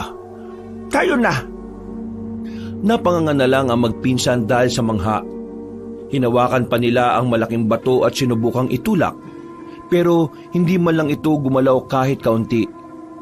Dahil sa ginawa nila, nauna nang pumasok ang ermitanyo. Sumugod na rin ang magpinsan sa kanya. Nung makapasok na sina Filemon at Santino, mas namangha sila nang makita nila ang mga kumikinang na bato roon na nagsisilbing liwanag sa loob ng kuweba. Ang ganda! Ano po yan, Tandang Doro? Mga simpleng bato lang yan na may kung anong mineral na nakapaloob, kaya nagliliwanag. Gaya ngayon, hindi ko na kailangan ng sulo rito. Maliwanag na ang buong tirahan ko. Ibig niyo pong sabihin, ito ang naging bahay ninyo? Aba, oo. Matagal na panahon na mula nung dito ako tumira. Dito ko na rin nahubog palalo ang aking kakayahan bilang isang ermitanyo. Patawad po, Tandang Doro. Pati kayo inadamay sa gulong to. Pasensya na po kayo riyan kay Santino, ha. Maraming tanong eh. Ano ka ba, Filemon? Natural lang naman yan sa mga bata. Isa pa, hindi rin naman ako magsasawang sagutin ang tanong niya. Nakipagkwentuhan si Santino kay Tandang Doro hanggang sa lumaon, nakatulog na siya sa hita ng binata. Hinayaan na muna siya ni Filemon at nang sina Tandang Doro na lang at Filemon ang natitirang gising. Alam mo, Filemon, marami na ang nagtangkang patayin ang mag-asawang buraw-buraw na yan. Pero lahat sila ay nangamatay. Ewan ko nga ba, mukhang mga 30 taon lang nakakaraan. Bakit po nabigo sila? Hindi ba nila alam ang patungkol sa pagpugot ng ulo ng buraw-buraw? Siguro alam din nila. Pero baka hindi sapat ang kanilang kakayahan para pugutan ng ulo ang mga aswang na yon. Maliliksi sila. At kung mas mabagal kang gumalaw kaysa sa normal na paggalaw ng tao, magiging pagkain ka lang nila. Bakit po lumabas ulit yung mga yun? Sa 25 taon ko sa mundong ito, ngayon ko lang talaga sila narinig at nakasagupa. Matagal na silang nandito, pero sa ibang lugar sila nang bibiktima. Baka nagkataon lang na wala silang naramdamang banta sa mga liblib na nayon dito, kaya naisipan nilang dito manalasa. Napakawalang hiya talaga ng mga aswang na yan. Pati ang ama ni Santino, dinamay pa nila. Ikinalulungkot ko nangyari sa kanya. Napakalupit talaga ng mga buraw-buraw na yan. Wala silang awa kung pumatay. Balang araw, makakaharap din nila ang kanilang katapat. Kapag nangyari yun, wala nang matitirang lahi ang mga... Teka, may narinig ako patungkol sa itlog ng buraw-buraw. Nayon sa kanila malapit na mapisa. Isa pa yan sa inaalala ko. Kung kaya ko lang sanang labanan ng harapan ng mga aswang na yan, hindi ako magdadalawang isip na ubusin sila. Bakit hindi po ninyo hinanap yung tao na posible makapatay sa mga aswang na buraw-buraw? Sa totoo lang, nahanap ko na. Kailangan ko lang siyang sanayin para mas maging magaling sa pakikipaglaban. Kung ganun po, puntahan natin siya. Nakahanda rin naman akong tumulong kung sakali Hindi na kailangan, Filemon. Ano pong ibig niyong sabihin, Tandang Doro? Hindi ko na siya kailangang panghanapin dahil kasama ko na siya ngayon. At ikaw yon, Filemon. Ako? Paano po naging ako ang hinahanap niyo? Nararamdaman ko ang kabutihan mo at ang kagustuhan mong ipagtanggol ang mga naaapi. Alam kong biglaan ang pagsabi ko sa iyo nito, pero kung hindi ka pa handa, maghihintay na lang ako. Hindi naman po sa ganon. Medyo nag-aalangan lang ako. Kasi baka hindi ko makakaya yung mga buraw-buraw na yun Malalakas sila at maliliksi. Kayang-kaya nila akong patayin ng mabilisan kung gugustuhin nila. Huwag kang mag-alala. Kahit na malakas sila, kaya ko naman silang sabayan. Sandali lang at may kukunin lang ako sa supot ko. Ano ba yan, Tandang Doro? Ito ang mutyang kuko ng isang dambuhalang ahas. Sa aking palagay, malapit nang mag-100 taon ang edad ng ahas na pinagkulan nito. Nahuli ito ng mga katutubo at pinagpasapasa nila ang kukong ito hanggang sa makarating na sa akin. Ididikit mo lang yan sa pusod mo at itatali. Paniguradong makakaroon ka ng karagdagang lakas at liksi na kagaya ng isang ahas. Hindi ka rin madaling dapuan ng sakit hanggang nasa sayo ito. Hindi ko po siguro matatanggap yan.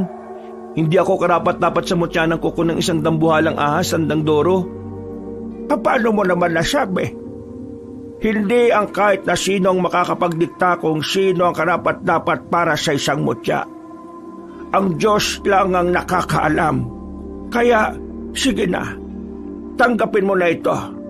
Magagamit mo ito kapag nakasagupa mo na mga buraw-buraw na yon. Sige nga po, kukunin ko na yan. Maraming salamat po, Tandang Doro. Walang anuman. Teka, ito pala ang pantali na pwede mong magamit. Idikit mo na yan sa iyong pusod. Sige po, gagawin ko yan ngayon mismo. Bukas, kung handa ka na, magsasanay tayo para mapagandaan mo ang mga buraw-buraw. Pero sa ngayon, mas maigi kung pakiramdaman mo muna ang mutya mo. Opo, Tandang Doro. Parang may kuryente na nga pong dumadaloy sa buong katawan ko eh. Parang inaantok ako. Kahit anong oras po, pwede ako magsanay. Ang inaalala ko lang ay yung pinsan ko. Walang magbabantay sa kanya eh. Natural lang yan dahil naninibago ka.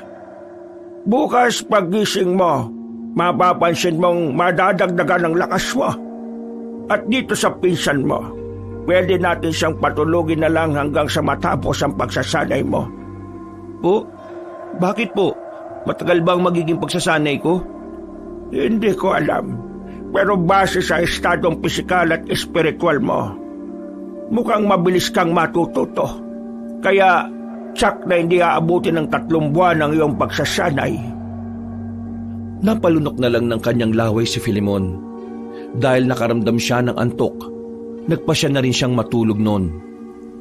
Agad siyang nakaidlip dahil sa matinding pagod at hindi na niya naisip pa ang patungkol sa nangyaring pag-atake sa kanila ng mga buraw-buraw. Kinabukasan, paggising niya ay nanatili pa rin tulog si Santino. Naisip ni Filemon ang patungkol sa sinabi ng ermitanyo sa kanya. Kaya marahan na lang niyang pinahiga sa sahig ng yungib ang bata. Nang tumayo siya, nakita niya si Tandang Doro na naghahasa ng isang patalim. Nilapitan niyo ni Filemon at tinanong kung may ginawa na ba ang matanda kay Santino na tinanguan naman ito. Ano, Filemon? Handa ka na bang magsanay? Kumpara po sa pagiganti sa mga aswang na pumatay sa tiyuhin ko at sa mga kanayon namin, palagi po akong nakahanda. Kung ganon, tayo na. Iwan na muna natin dito ang iyong pinsan. Paano po si Santino? Baka po kung mapano siya rito. Walang masamang mangyayari sa kanya rito. Babantayan siya ng mga elementong nakatira sa batong nakatakip sa bukana ng kuweba. Teka, saan po tayong pupunta para magsanay? Dadaling kita sa lugar kung saan ako sinanay ng aking maestro.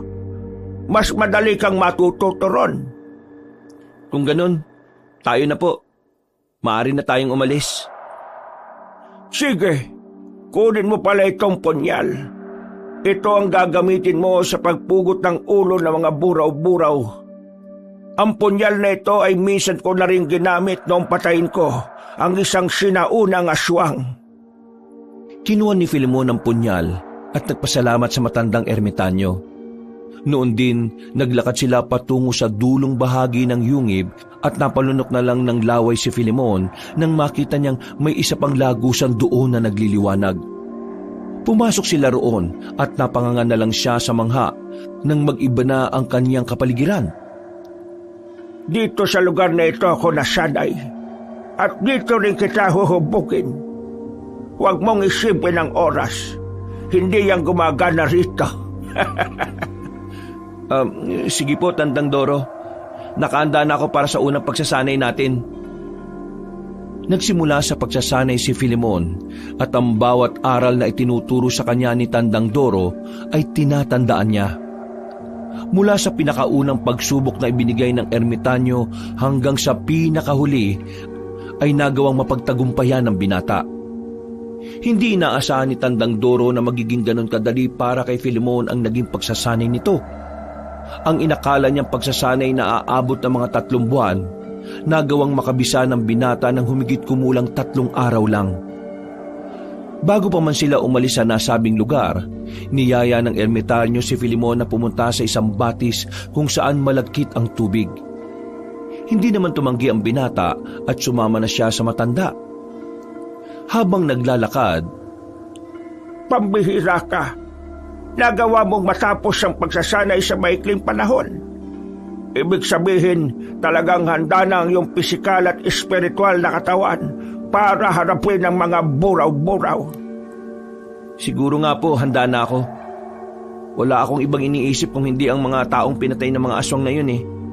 Tuwing ipipikit ko rin ang mga mata ko, mukha ni Tio Nicasio na nagmamakaawa ang nakikita ko. Talagang napakalupit ng mga aswang na yon. Hindi bale, dahil handa ka na at nasa iyo na ang mutsa ng kuko ng dambuhalang ahas. Paniguradong magiging madali na para sa iyo ang talunin ng mga yon. Sana nga po, Tandang Doro. Kailangan matapos na ang lahat ng ito para bumalik na sa normal ang buhay namin. Kawawa ang pinsan ko. Maliit pa pero ulila na sa mga magulang. Alam ko naman na hindi mo siya bababayaan. Isa pa, malaki rin ang tiwala ko sa iyo ng iyong tiyuhin. Siguro nga, kung hindi ko siya pinuntahan sa inyong bahay, baka nagtagumpay na sina Hernanda at Romulo sa kanilang binabalak sa inyo. Ang ibig niyo pong sabihin, bumaba ka sa kanayunan para ipagbigay alam kay Tio Nicasio ang nangyari?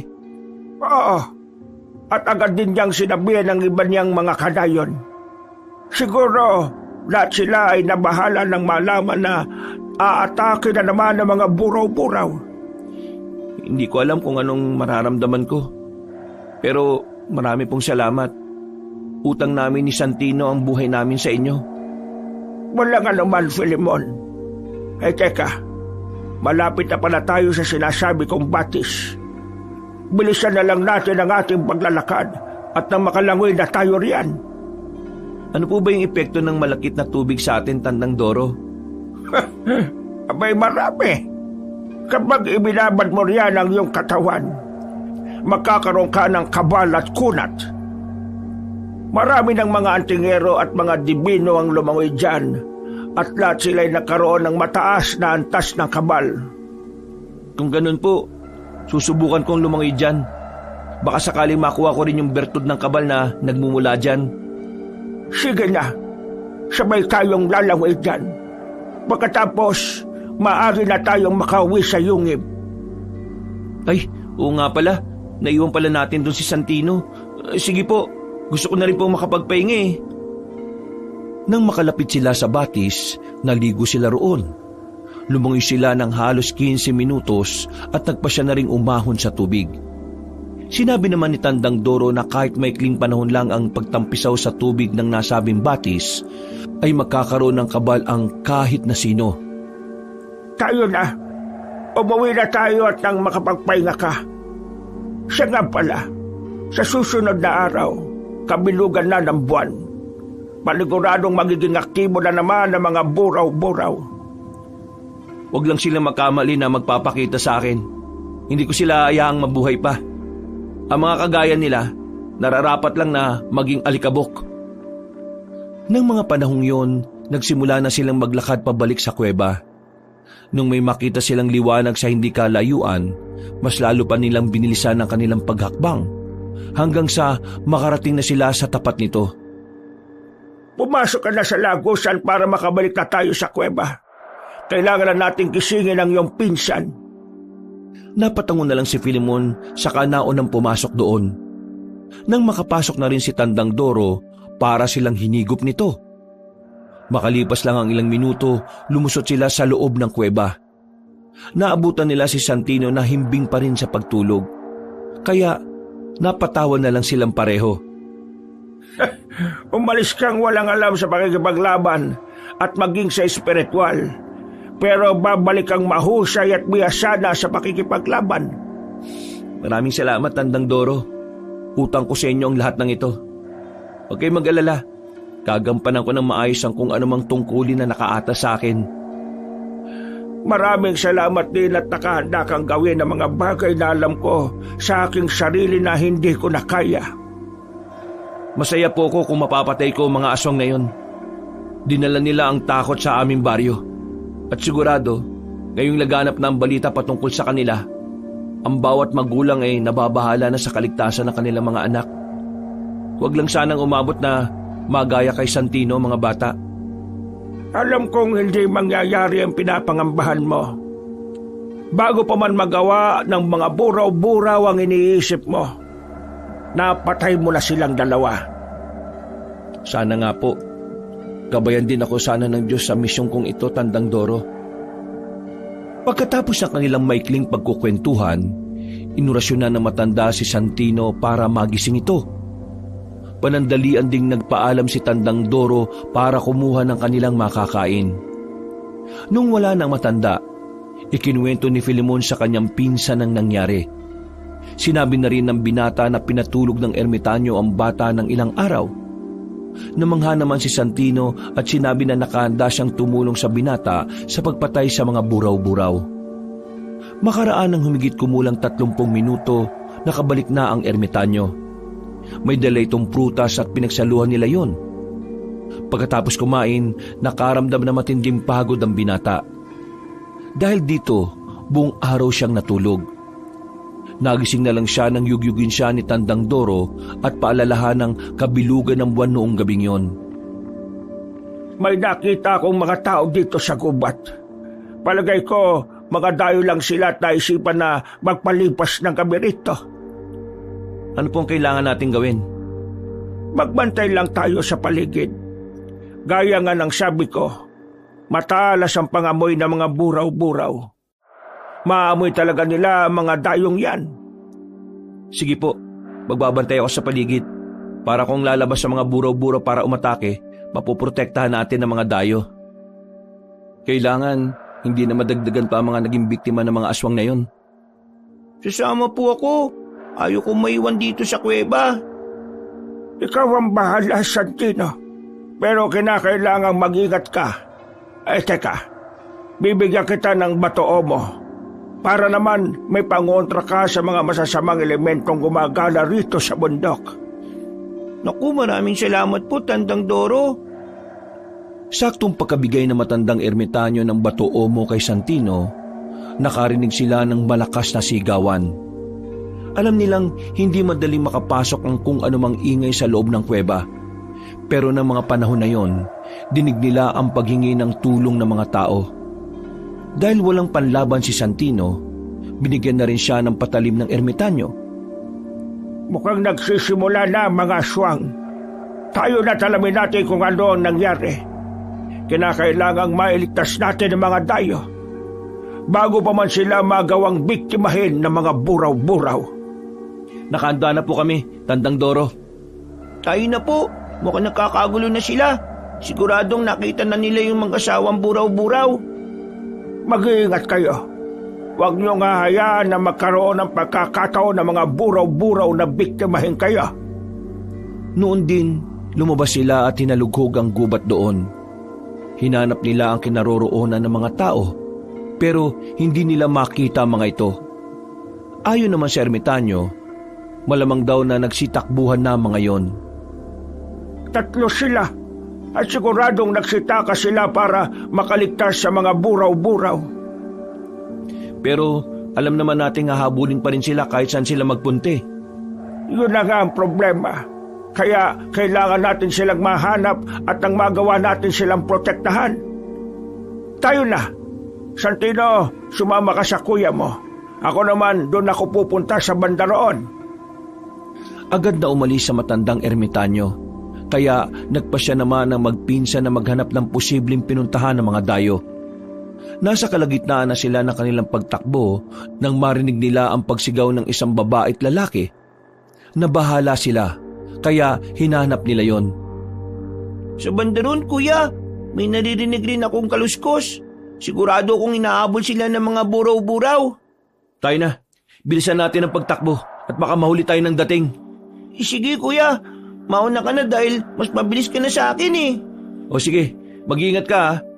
Mga aswang ang kalaban natin, ihanda mo na rin ang patali mo at nang may magamit ka kung sakali. Opo kuya, kanina ko po ito inihanda. Dahil sa pagkabahala, nauna nang tumakbo si Filemon. Nakasunod naman ang kanyang pinsan sa likuran niya, kaya kampante siyang walang mangyayari sa bata.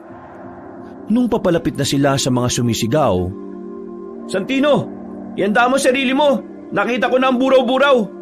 At tama ang kutob natin. Hinahabol nila yung mga dayo. Bakit dalawa lang? Akala ko ba 3 yung dayong pumunta rito? Yan ang hindi ko alam. Malalaman natin yan mamaya kapag nakausap natin ang dalawa. Sa ngayon, kailangan natin kunin ng atensyon ng mga buraw-buraw. Baka magtagumpay sila sa kanilang binabalak eh. Paano natin gagawin yun? Sabihin mo, may tiwala ka ba sa akin?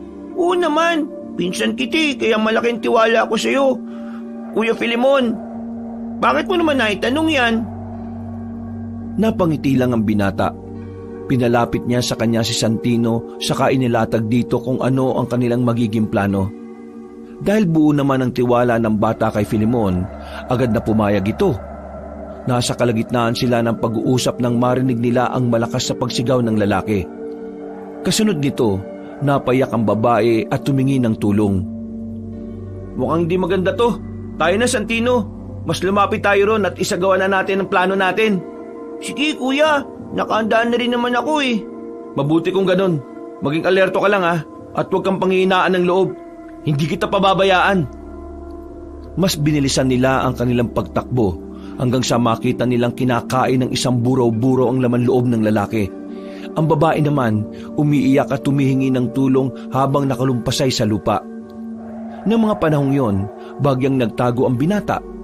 Sinabihan niya na rin ang kanyang pinsan na magpapansin sa mga buraw-buraw para maalis ang pansin ng mga ito sa mga dayo.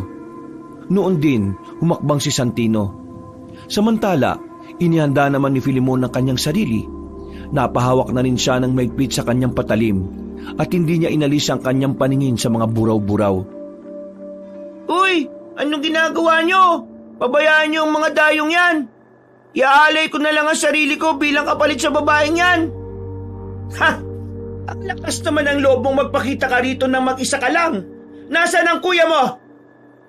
Huwag mong sabihing iniwan ka na niya. Hindi bale, masasarbang kami sa laman mo. Ang buong akala namin hindi ka na namin makikita ulit eh. Talagang hinahanap ko kayo.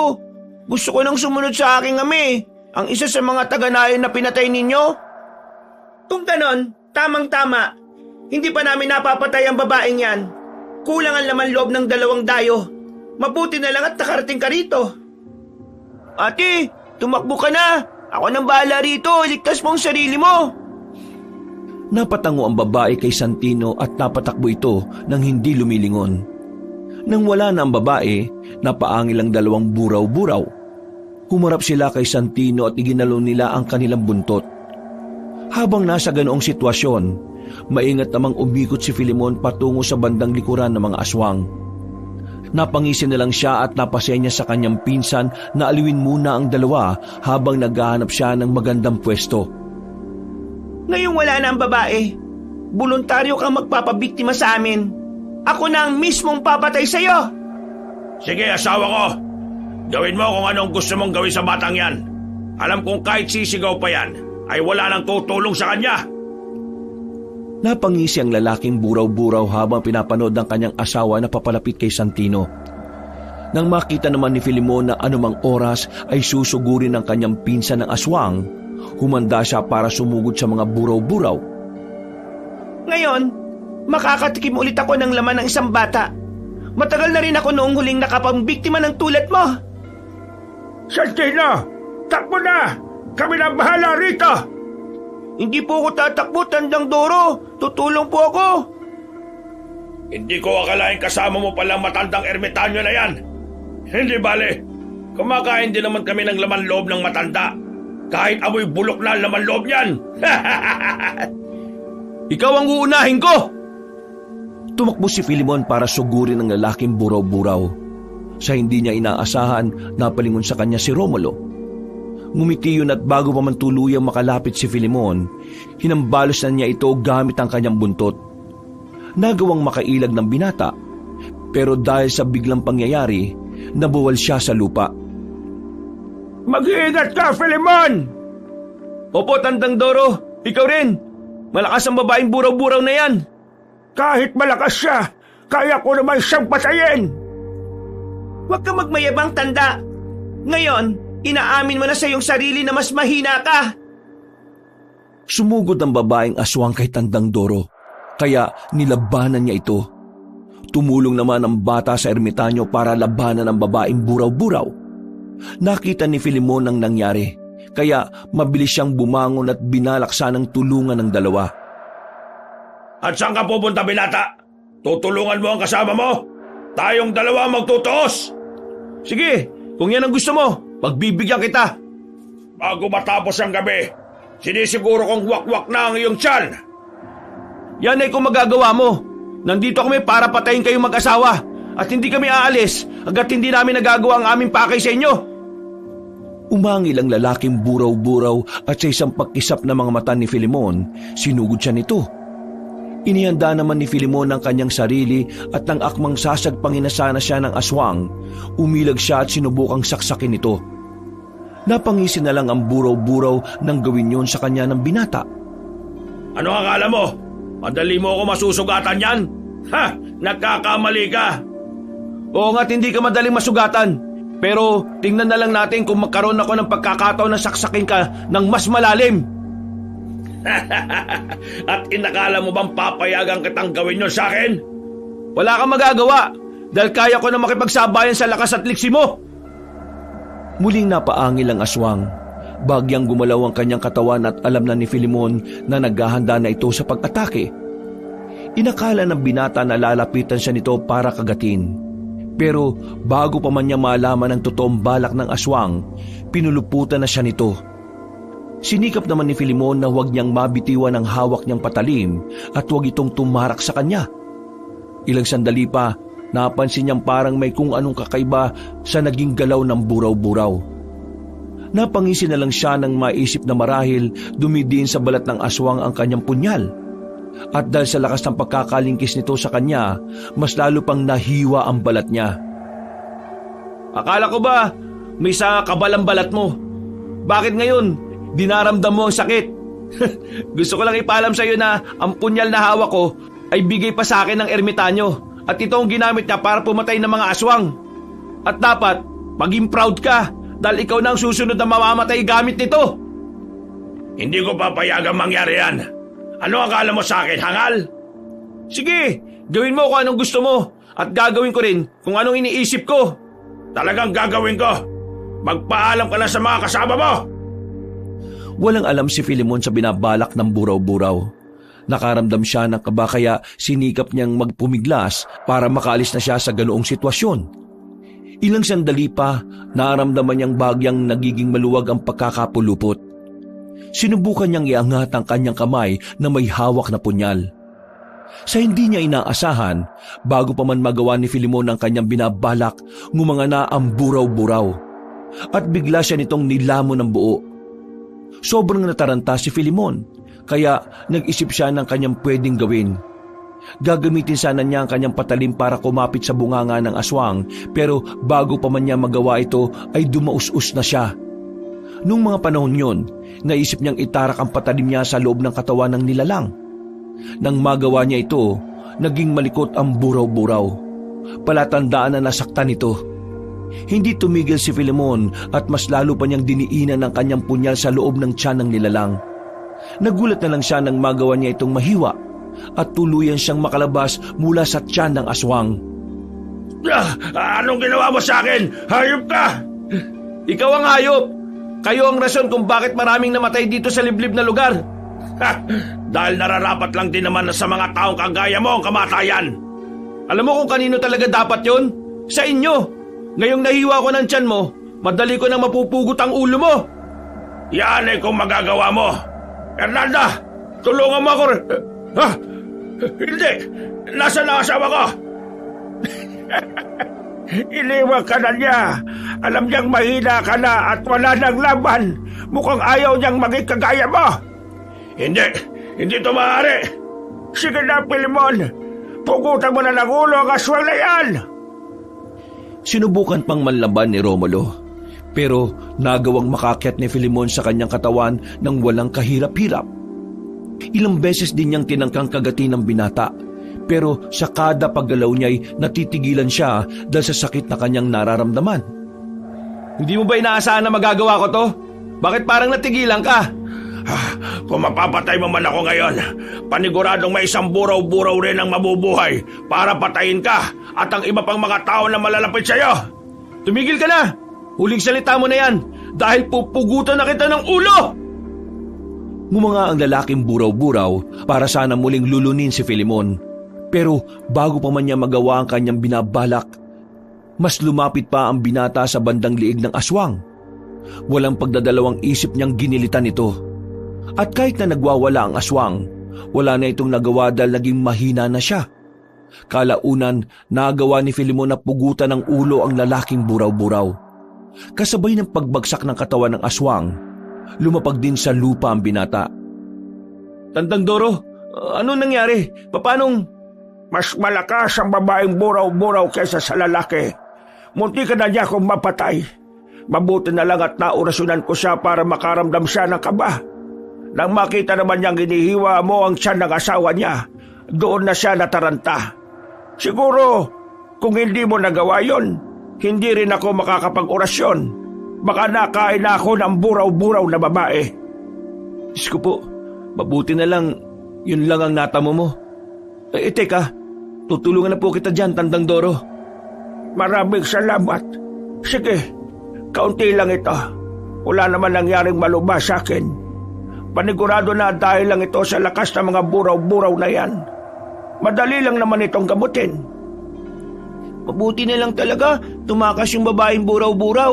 Kung hindi lang sana ako tinulak kanina ni Tandang Doro, nagtagumpay ang aswang na yun na makain ako. Maraming salamat po, Tandang Doro. Hindi bali na. Saka na natin problemahin yung buraw-buraw na yon. Ang mahalaga, napatay natin yung asawa niya at hindi na tayo mahirapang patayin yun. Sige, umuwi na muna tayo sa kuweba. Maganda tayo para sa susunod na paghaharap.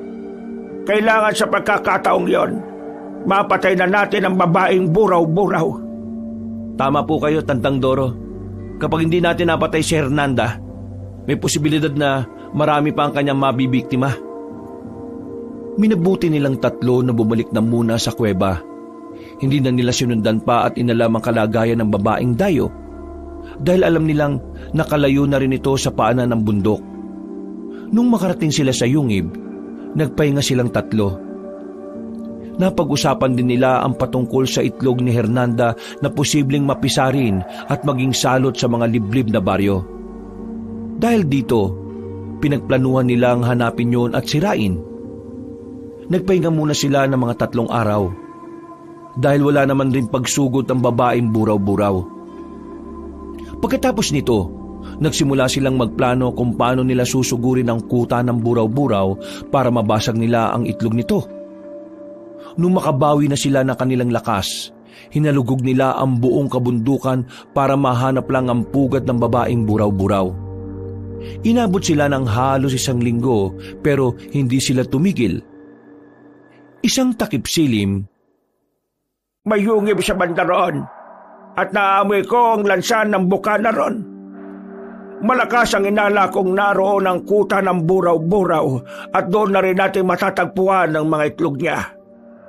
Kung ganun, pasukin na po natin at ang matapos na to. Oo nga po, Tandang Doro.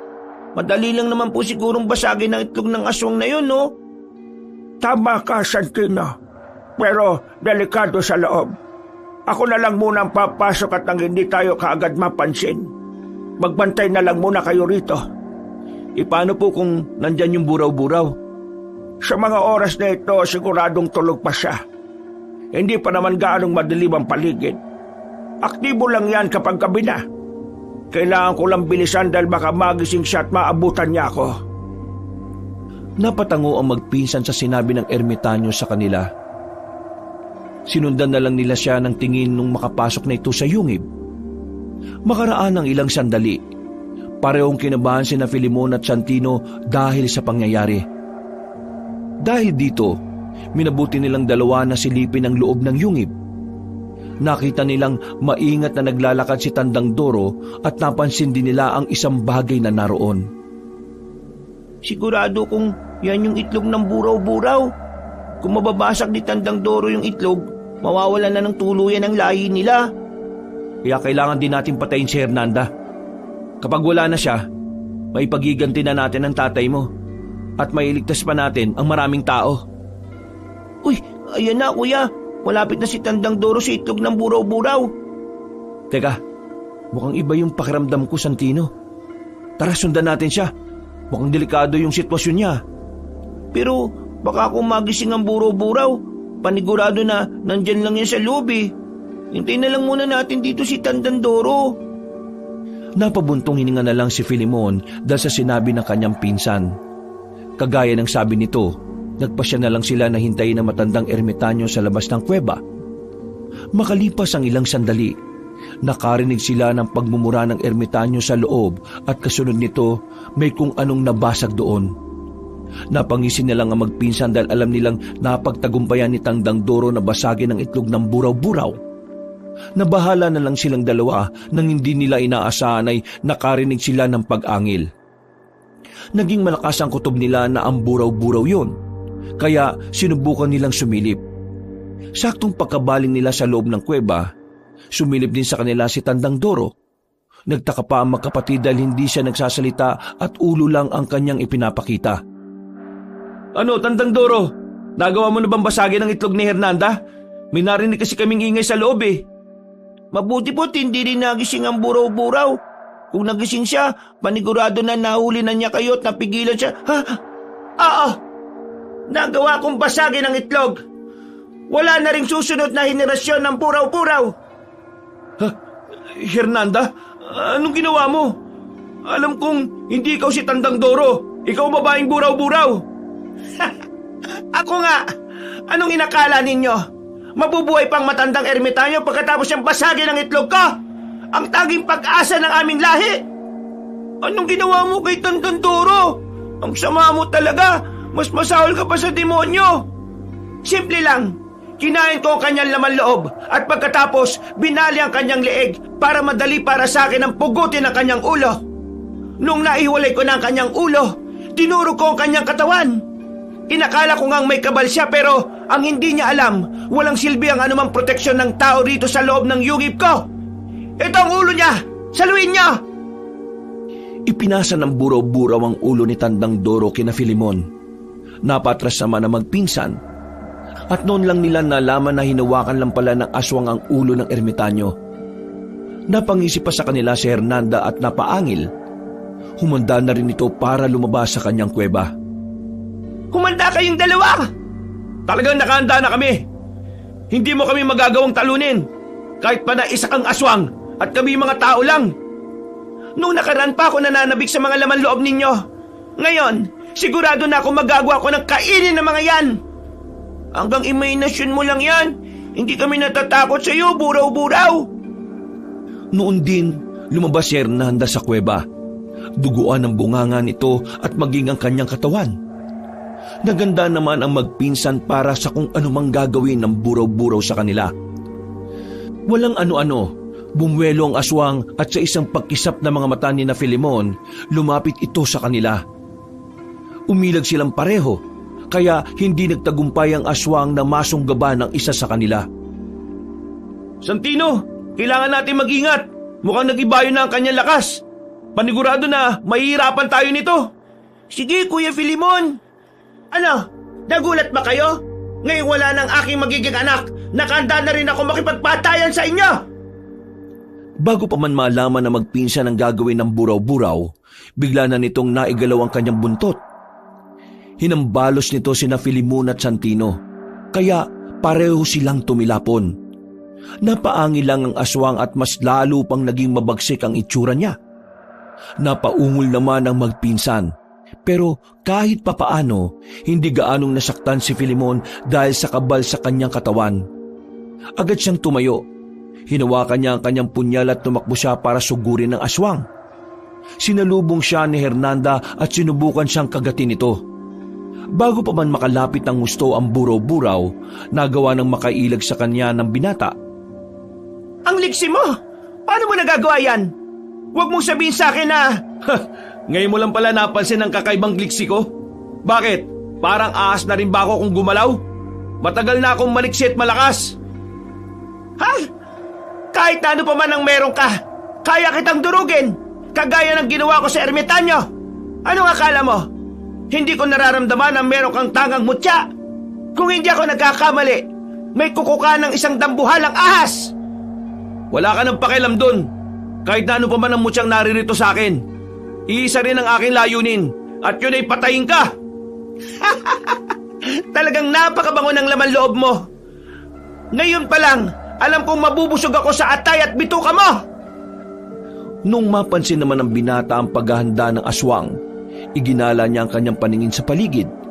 May nakita siyang malaking bato, kaya napangisi siya at inihanda ang kanyang sarili. Sa isang pagkisap ng mga mata niya, umatake ang buraw-buraw upang sagpangin ang kanyang tiyan. Pero tumakbo si Filimon para bumuelo. Hinabol siya ng aswang, kaya mas binilisan na niya. Bago pa man siya maabutan ng buraw-buraw, tumakbo siya at lumundag patungo sa malaking bato. Nakita niyang malapit na sa kanya ang aswang, kaya muli siyang lumundag para maabot ang ulo ni Hernanda. Nung nasa ere na siya, biglang ipinihit ng buraw-buraw ang kanyang katawan, sabay hambalos kay Filimon gamit ang buong lakas niya. Hindi naman inaasahan ng lalaki na gagawin yun ni Hernanda. Tumilapon siya at tumama ang kanyang katawan sa isang malaking puno. Pagbagsak niya, napahawak na lang siya sa kanyang likod dahil sa matinding sakit. Anong akala mo? Hindi ko nababasa ang galaw mo? Tao ka lang, samantalang ako, isang mataas na uri ng aswang. Anong ginawa mo kay kuya? Manda ka sa akin, aswang ka. Kahit bata lang ako, kaya ko rin lumaban. Ha! Ang lakas talaga ng loob mo, bata!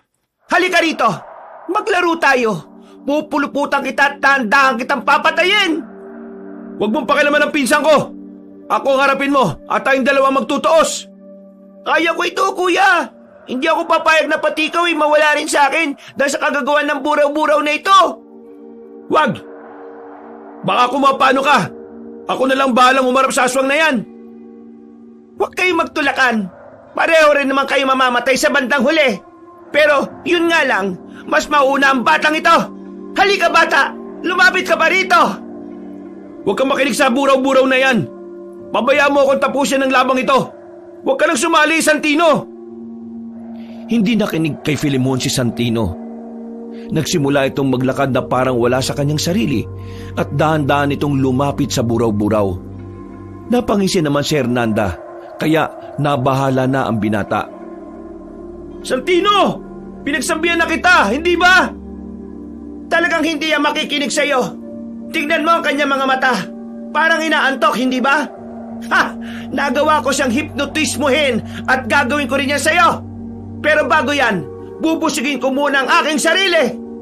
Hindi! Hindi ako papayag! Gumalaw ka lang ng kaunti. Titsakin ko sa'yo na bubulagin ko ang mga mata mo. Puro ka na lang naman pananakot. Mahina ka pa. Kung nagawa kong patayin ang matandang kasama nyo, magagawa ko rin yan sa inyo. Ibinaling ng buraw-buraw ang buong pansin niya kay Santino. Umangil ito at nang makita ni Filimon na gumagalaw ang katawan ng aswang, pinilit niya ang makatayo.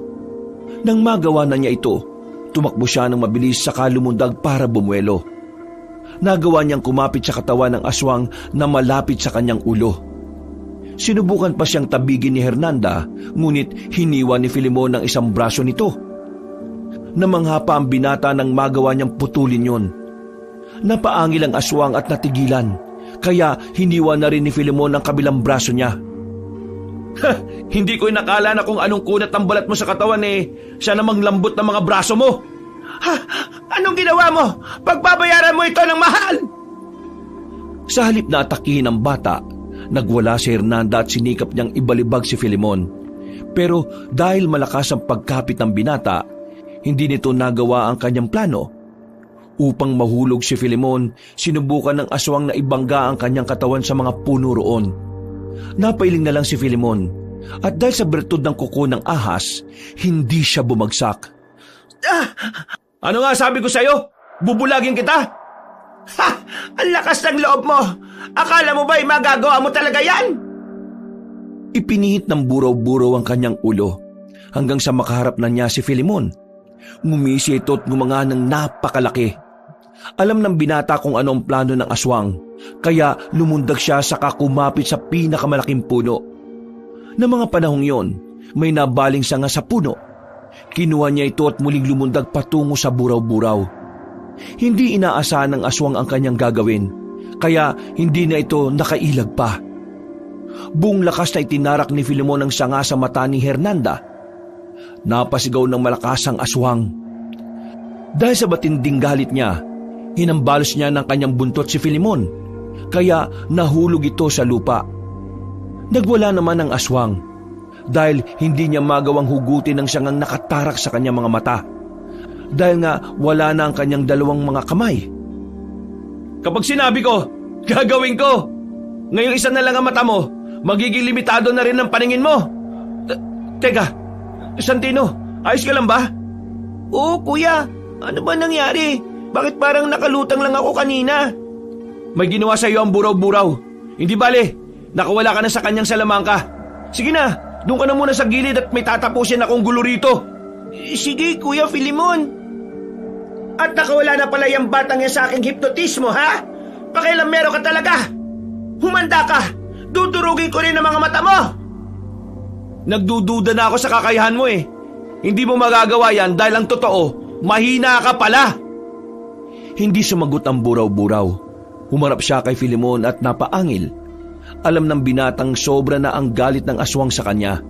Kaya inihanda niya ang kanyang punyal at naghintay ng tamang pagkakataon. Nang yumuko ng bahagya ang aswang upang atakihin siya, biglang kumapit si Filemon sa sangang nakatarak sa mata ng aswang. Mas lalo pang nagwala ito, kaya napalambitin ng binata. Tingnan mo kung ano ang ginawa mo sa akin! Binulag mo ang isang mata ko! Dapat lang yan sa mga kagaya mo. Pero alam mo kung anong mas karapat-dapat sa'yo? Mamatay! Nang maramdaman ni Filemon na malapit na siyang mahulog, sinubukan niyang lumundag patungo sa katawan ng aswang. Kumapit siya rito at sinikap na huwag mahulog. Nagwala ulit ang buraw-buraw at sinubukan niyang kagatin si Filemon. Pero hindi niya ito maabot dahil sa sangang nakatarak sa kanyang mga mata. Nang mga panahong yon, itinaas ng binata ang kamay niya na may hawak ng punyal at sinikap na itarak yon sa liig ng buraw-buraw. Naging panay naman ang iling ng aswang, kaya hindi ito nagawang sugatan ni Filemon. Akala mo ba papayag ako sa binabalak mo? Kahit na anong gawin mo, alam kong unti-unti ka nang nangihina. Ilang sandali na lang, magagawa na kitang pugutan ng ulo. At paano ka naman nakakasiguro magagawa mo yan? Alam kong may takot pang naiiwan dyan sa loob ng puso mo. At ako ang dahilan yan. Nagkakamali ka. Kung may natitira man dito sa puso ko, yun ay galit. Galit sa'yo at sa mga kagaya mong aswang. Kung hindi dahil sa inyo, buhay pa sana ang tiyuhin ko. Wala akong pakialam sa kanya. At pati na rin sa iba pa naming naging biktima. Mahihina sila. At kapag mahihina, nagiging pagkain lang namin. Talagang wala kang awa. Hindi ka na dapat ang buhayin pa. At kayo, nararapat din kayong maging pagkain ko. Kaya humanda ka, binata. Ikaw at ang batang kasama mo ay magiging patawid gutom ko. Hindi ko papayagang mangyari yan. Pagkawikan ni Filemon, buong tapang siyang lumundag ulit patungo sa sanga ng puno na nakatarak sa mata ng aswang. Pagkakapit niya roon, naging mahina ang pagkakakapit ng sanga at nakaamba na itong mahulog. Wala nang nagawa si Filemon kundi ang sumugal. Lumundag ulit siya at dahil sa biglaang ginawa niya, hindi nakapaganda ang buraw-buraw. Nagawang maabot ng binata ang liig ng aswang at bago pa man siya nito kagatin, buong lakas niyang itinarak ang kanyang punyal doon. Kasunod nito, ginilitan niya ang lalamunan ng aswang. Nagwala si Hernanda at sinubukan nitong manlaban pa. Pero dahil sa paggugot niya ng lakas, bumulwak ang dugo sa kanyang lalamunan. Kasabay ng pagbagsak ng aswang sa lupa, lumapag na rin si Filemon. Ano kuya? Tapos na ba yan? Patay na ba ang buraw-buraw na yan? Hindi ako sigurado, Santino. Sandali, lalapitan ko siya. Kailangan hindi na siya mabuhay pa ulit para tuluyan na tayo maging ligtas. Tama ka kuya. Pugutan mo na ng ulo yung buraw-buraw na yan para wala na talagang tsansa na mabuhay pa. At talagang yan ang gagawin ko. Kapag sigurado na akong patay na ang aswang na ito, maaari ka nang lumapit dito. Sandali lang. Nilapitan ni Filemon ang buraw-buraw. Nung makita niyang bahagya pang gumagalaw ang katawan nito, napailing siya. Nilapitan niya ang ulo ng aswang at walang pagdadalawang isip na pinugot ito. Napailing na lang siya nang makita ang durog na mata ng aswang. Ngayon, tsak na akong wala ng ibang taong magiging biktima. Kulang pa sana ang pagpugot ko sa ulo ng buraw-buraw na ito eh. Pero ito lang ang aking magagawa para maipagiganti ang mga biktima. Lalo na si Tio Nicasio. Kuya, ang galing mong makipaglaban. Hindi ko akalain kaya mong patayin ng ganun lang ang buraw-buraw. Buwis buhay ang ginawa mo ah. Ginawa ko yung para sa'yo. Kung hindi ko pinursigi ang pagpatay sa buraw-buraw na yan, at kung naging mahina ako, baka ngayon nasa tiyan na tayo ng aswang na yan. Mabuti nga't napugutan mo na siya ng ulo. Wala na siyang pagkakataon para makapambiktima ulit. Salamat talaga, Kuya Filemon. Oh, para saan naman yan? Sa pagprotekta mo sa akin, sa pag-aalaga. Kahit na wala na si tatay, kampante pa rin ako dahil kasama kita. Alam ko sa sarili ko na hindi mo ako pababayaan. Kaya nagpapasalamat ako sa iyo. Dahil sa matinding pagod ni Filemon sa naging laban niya sa buraw-buraw, napalumpasay siya sa lupa. Habang nasa ganoong sitwasyon, lumapit sa kanya si Santino. Napatitig pa ang bata sa katawan ng aswang saka naupo rin ito sa kanyang tabi. Ilang sandali pa, napatitig kay Filemon si Santino at napabuntong hininga. Oh, bakit parang ang lalim ng iniisip mo? May problema ba? Patay na ang buraw-buraw. Kuya, gusto ko pong umuwi na tayo sa nayon natin. Gusto ko pong doon tayo maniraan. Siguro naman, ligtas na tayo ron. Oo naman, Santino. Dahil wala na mga buraw-buraw, siguradong ligtas na tayo at wala na magiging salot sa buhay natin. Oo nga, kuya. Sayang naman ng bahay natin doon kung pababayaan na lang natin. Isa pa, yun lang din ang alaala ni tatay eh. Gusto ko, alagaan natin ang bahay at gamitin na rin ng lupain. Kung yan ang gusto mo, sige. Yan ang gagawin natin. Kahit na anong oras, kaya naman natin bumalik dito sa lugar na to eh. Tama kuya, wala na rin naman magiging panganib sa atin kasi patay na sina Hernanda at Romulo. Kung meron man, mga elemento na lang. Pero alam kong hindi nila tayo sasaktan kasi nilirespeto naman natin ang kanilang tirahan eh. Nagpahinga na lang silang dalawa sa loob ng yungib. Mabuti na lang at hindi yon sinarhan ni Tandang Doro nung umalis sila. Kaya nakapasok pa sila roon at nakapagpalipas ng gabi. Kinabukasan, maaga silang nagising. Sinubukan nilang balikan ang bahagi kung saan naganap ang unang laban nila sa mga buraw-buraw. Nagbabaka sakali silang mahanap nila ang bangkay ni Tio Nicasio roon. Pero hindi nila ito natagpuan. Hinayaan na lamang nila ito at nagpasya na silang bumalik sa kanilang nayon. Pinuntahan din nila ang bahagi kung saan nila iniwan ang kanilang sisidlan ng tubig, pero hindi na nila ito nakita. Nung naroon na sila sa kanilang baryo, nalaman nila na halos walang mga tao roon. Pumunta kasi ang mga yun sa bayan para umiwas sa pananalasa ng mag-asawang buraw-buraw. Magmula noon, namuhay sina Filemon at Santino sa nasabing baryo. Kung narito lang sana ang tatay mo, paniguradong masisiyan siya dahil wala na mga salot na nagbigay ng takot sa atin. Yun nga rin po ang iniisip ko, kuya eh. Siguro, ipinagmamalaki rin niya tayo dahil natalo natin ang mga buraw-buraw. Hindi ko akalain na kahit mababangi sila at walang konsensya kung pumatay, nagawa pa rin natin silang patayin. Kaya nga, Santino siguro itinadhana ng Diyos na makilala natin si Dan ng Doro. Siya ang naging tulay para mabigyan natin ng katahimikan ng mga liblib na nayon dito sa atin. Ay, sayang nga lang no, namatay siya.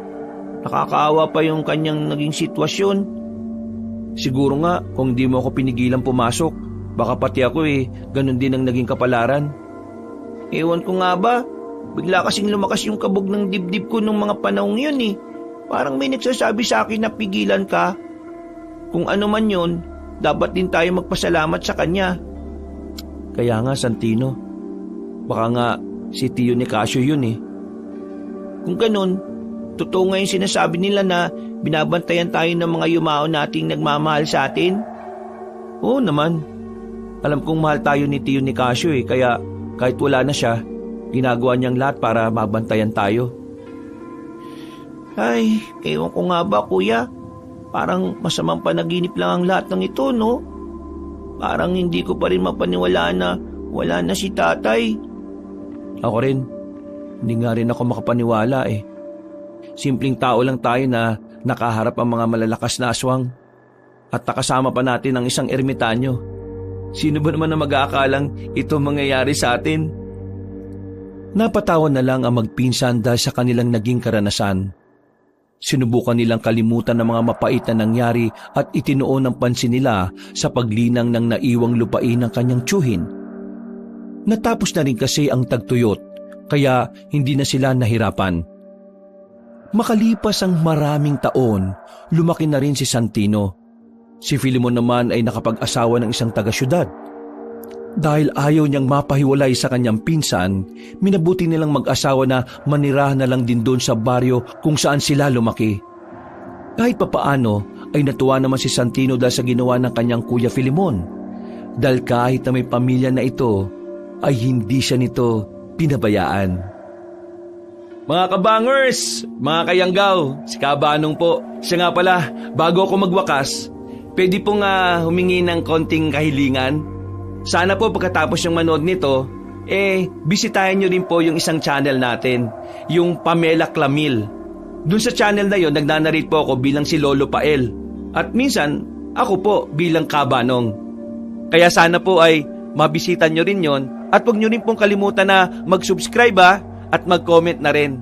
Maraming salamat. Wakas.